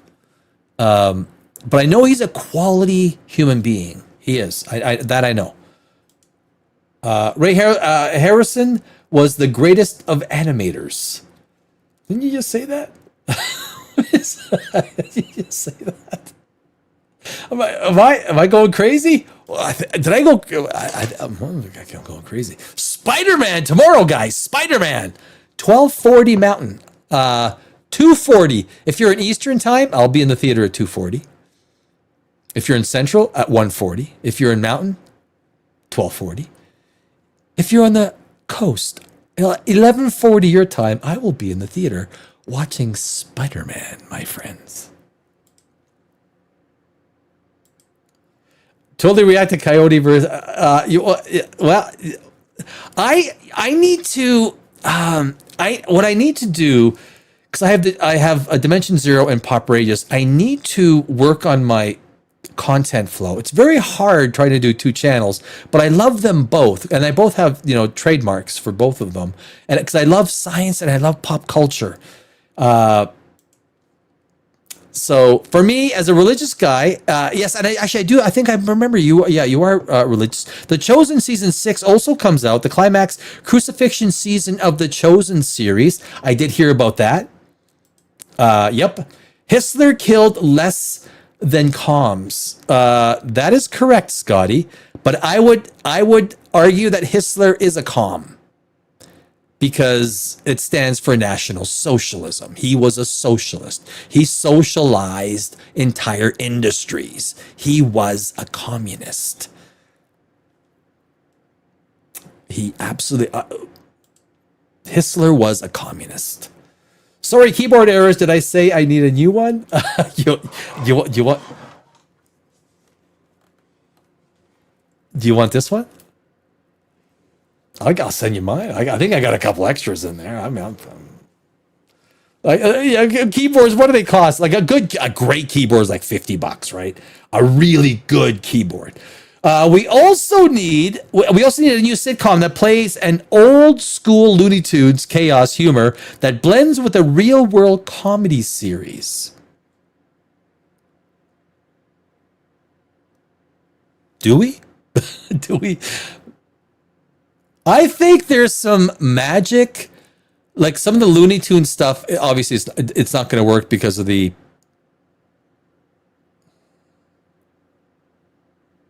environment. Some of those. I would even argue though, some of those old Looney Tunes were a little bit. They were a little bit racist, right? But they were made in good fun. If you can't laugh at yourself, I'm sure the Japanese had the same type of humor with Caucasian people. Look, and I know the Chinese have it because the Chinese are racist against everybody, right? You don't want to be a black person in China, okay? You know what? You don't want to be a Tibetan in China. You don't want to be one of those European northern people in China. You don't. Like the Chinese government is about as racist as you get. Am I allowed to say that? I guess I can, right? Because I'm not in China. Actually, people are finding new info from then. History is written by the victor. Yeah, history is written by the people who win the wars. Doesn't make it right, but it makes it. That's the perspective, right? Exactly. AMA another time. All right. Okay. 29. What does that refer to? Going back, sorry, keyboard. Is that 20, 28, 27? Is there a countdown? Are we counting down? Motherfucker. Crank. You motherfucker. What are we counting down? Imagine a sitcom with Looney Tune cartoon characters interacting with real-world comedic actors with old-school slapstick antics and jokes. Well, that's a fairly scripted show, right? It sounds fairly scripted. You need a hell of a screenwriter. I couldn't write that. I couldn't. There's no way.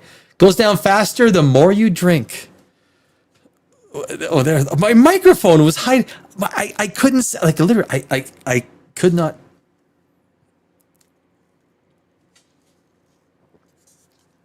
That's a good show. This is a good show. We're having a good show.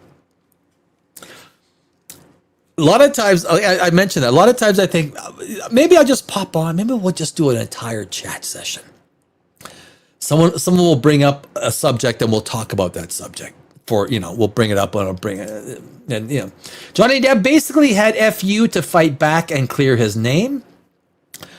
Love Johnny Depp. I will forever be a Johnny Depp fan for standing up for everybody that has been falsely accused of bullshit. I will forever be a Johnny Depp fan. Forever. I loved watching him doodle, like he was just doodling. And he would not look at what's her name. Would never look her in the eye. Because he said that you will never see my eyes again. And he never looked at her once. God bless Johnny Depp. God bless Johnny Depp.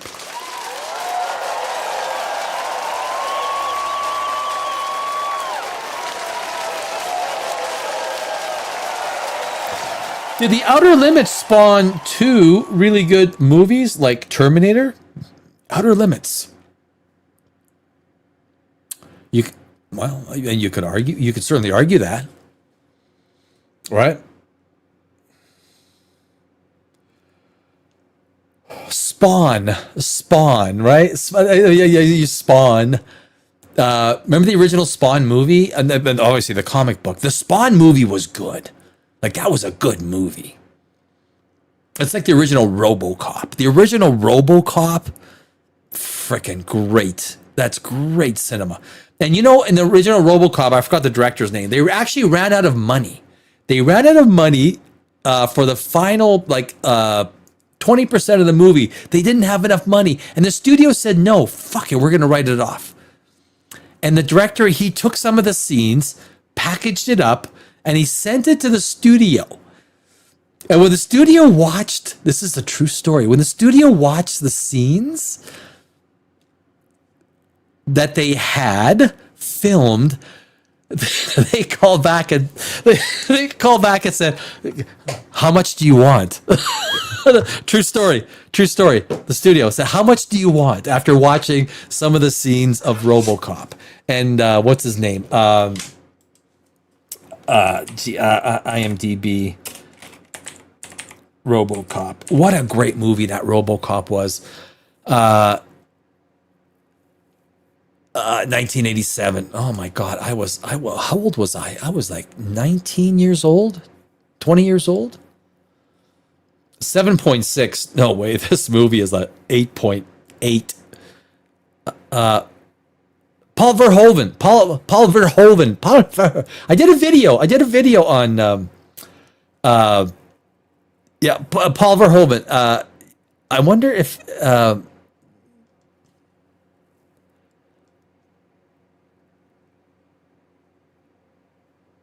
but that story is out there and it's pretty prolific. Paul, he didn't have enough money to finish it. They wouldn't give him the money. Then he sent some of the look. Here's what we've done.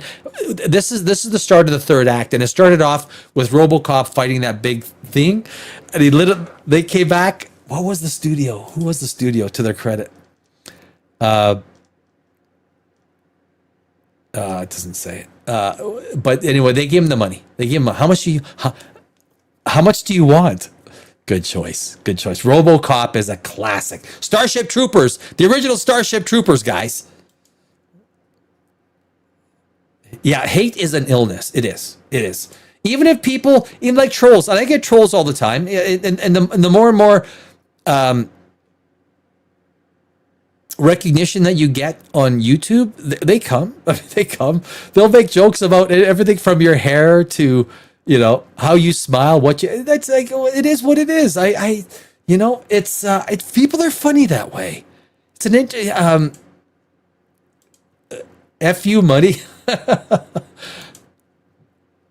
Usury? I gotta learn a whole, my keyboard.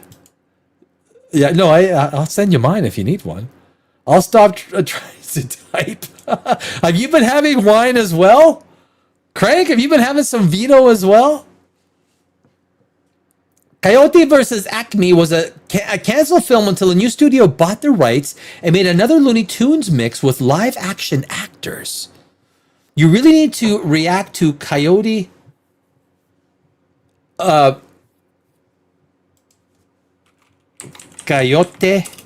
versus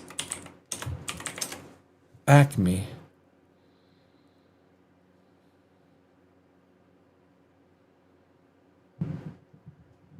Oh, that's coming out August 28th. Is that right? We're literally exactly a month away from the release of the... Why have I not... Oh, I see. Okay, pieces are coming together. Things that I've seen... Okay, I will. You know what? Yes. I will probably go... Yeah, I will probably go see that. Ben Feister. I will probably go see that. Yeah. Now that I've seen the IMDb, it comes out in about a month. Interesting that it's August 28th, which is not a great time for movies to come out. That's a tough period. Yeah, agreed. God bless. I'm not even religious, but I'll frickin' God bless Johnny Depp. I'm a full-on science guy, full-on. Like I'm Neil deGrasse Tyson science guy. But it's interesting because even Neil deGrasse Tyson says. He made the comment about Godspeed, and he would tell the astronauts going, saying, Godspeed, and the idea that Neil deGrasse Tyson is not someone who believes in a god or religion, but it's not about God. Even if you're not religious, it's about a compliment. Even though I may not believe in a creator. I'm agnostic. So if I tell you, and if I don't know you're religious, and I'll say God bless you. I don't say very often. It will be a pretty specific situation which I would say it. In the case of Johnny Depp, I say that because he has helped men immeasurably throughout the world. This whole bullshit of Me Too and Believe Women has destroyed more lives. It has empowered the worst people. And these are women. There's extremely bad men, but it's like giving the worst people a shotgun or some sort of weapon that unequivocally allows them to beat someone with no defense. Believe all women. So basically, you're guilty until proven innocent. I got 2 words for you. Fuck you.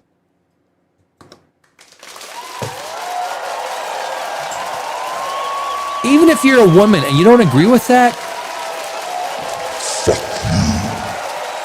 I shouldn't say that. I shouldn't. Hopefully it doesn't come. What is it? What?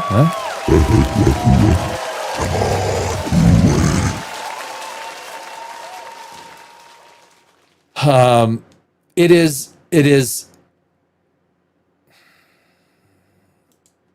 Yeah. Andromeda series. Yes. Neil, kind of funny. Just observation. Oh my God.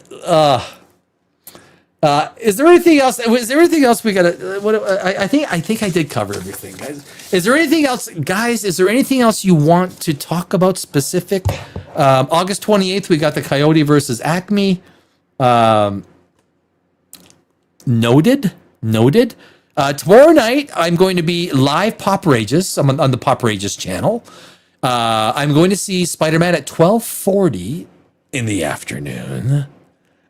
Cutting out of work. I'm cutting out of making videos here in my studio. I'm actually going to do, guys, so what I'm going to be doing for subscribers on Facebook, and I think maybe on YouTube as well, I'm going to be doing like little snippets of me working.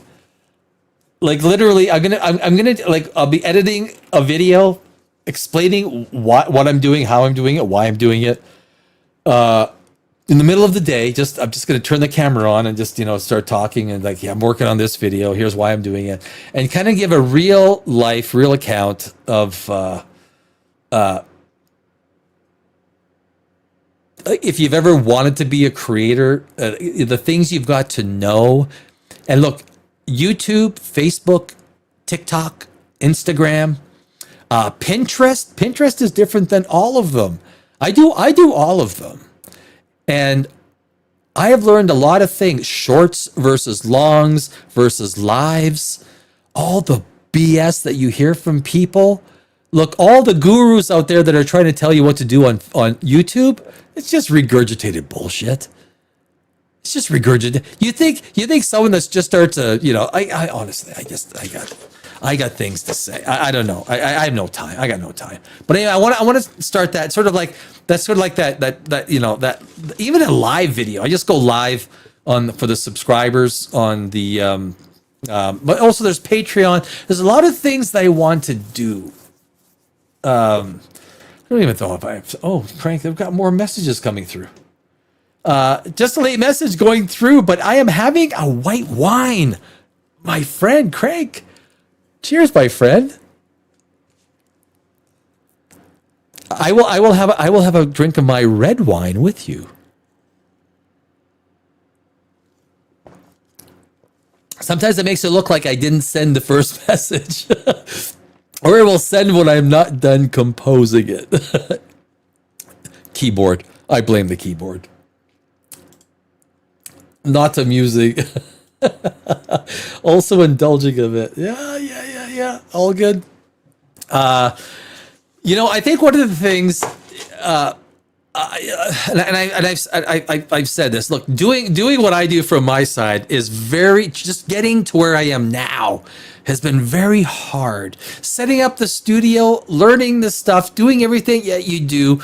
But this is the rewarding stuff. When you start building a community of people that makes going live exciting, I don't know if that makes sense. But I think it does. I think it does make sense. Give LOL boy some mad dog. I need a dog. That's what I need on here is a dog bark. Ruff, ruff, ruff. Don't I? Something like that.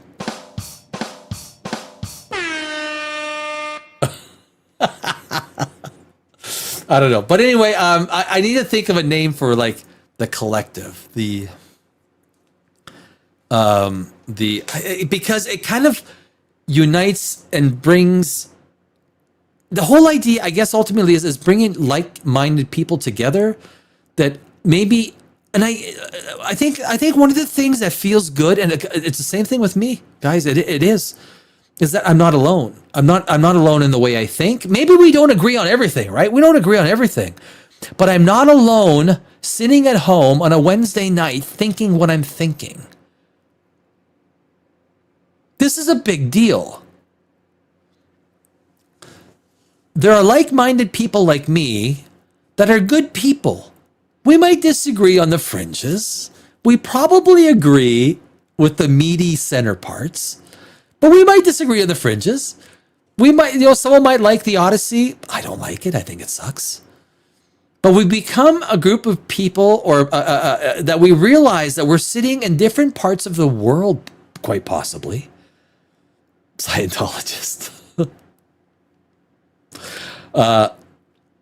We're sitting in different parts of the world, and you ask the question, you know how you're alone, you're at home sometimes, and you think, is there anyone else out there? Is there what I'm thinking, am I singular in what I'm thinking? Is there someone else who is also home alone thinking? And the answer is yes. The answer is yes. And I think that's what, I think that if I could take social media from a psychological perspective and bring it to a point where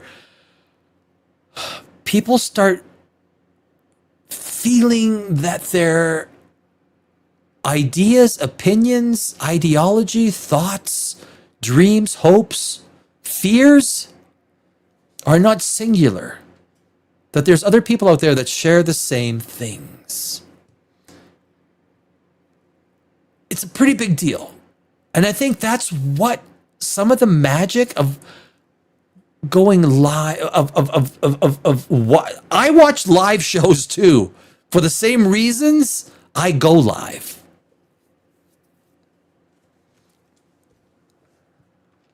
I do watch live shows. Especially when I'm working during the daytime, I punch them up and they're just playing in the background. I'm just listening. And it feels good. It feels good. Morgan David, Scientologist. I used to live a mile away from the Scientology place in Los Angeles because they got land in Los Angeles. Holy jeez, their land is worth so much money in Los Angeles. Scientology. I hate the name that they took though, because that is really false advertising. Fringe, not wine thinking, red wine, my friends. Science has more to do with red wine, even white wine, than you may expect, my friends. Crank. How boring is it to hang out with someone you agree with 100% of the time? Exactly. How could one mind sharpen another in such company? So beautifully said. Crank, that is so beautifully said. How could, this is great philosophy. How could one mind sharpen another in such company when everyone just agrees with each other? We start to question our beliefs in a good way because we hear and start believing that, whoa, I never thought of it that way. It's a good point. And we go home thinking about going, shit, I made a really good point, right? It is the fact that we disagree and we have the temperament to voice that disagreement to each other in a way where we are civil and still best of friends together. That's why, my opinion, let's say, of the Odyssey, I'm not going to, someone likes the Odyssey. I'm like, what? You like the Odyssey? All right. I mean, that's cool. I like the color red. You like the color blue. For whatever reason you liked it. And but that is a good point. How could one mind sharpen another in such company? How could one mind sharpen another mind if everyone agrees unequivocally on everything? Imagine how how Galileo and the scientists, how Newton, like if the idea to pursue the magnificence of science is about questioning everything, right? We need to question everything. We need to question our beliefs. We need to question absolutely everything. And questioning is not the same as outright disregarding it. It's just questioning it. It's like, hold on a sec. Craig, that is like, seriously, profound.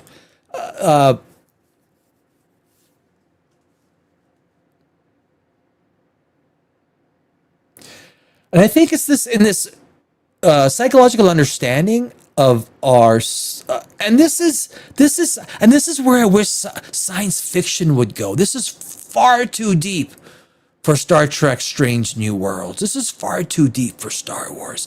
This stuff is in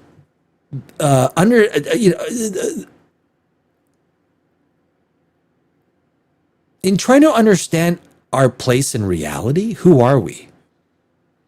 What is reality? This whole idea of this, of what is an electron. I just did a little 2-minute video on what is an electron. What's an electron? What is an electron? Do you know that there's how many Planck lengths? Do you know how many Planck lengths there are in? We think of an atom as being small. How many Planck lengths in an atom? Was it 2 trillion? There are about 10 to the 25 Planck lengths in an atom. Diameter of an atom, 10 to the 25th Planck lengths. And the Planck length has become a constant in physics. The length of a Planck. It's a constant in physics. It is a verified constant now.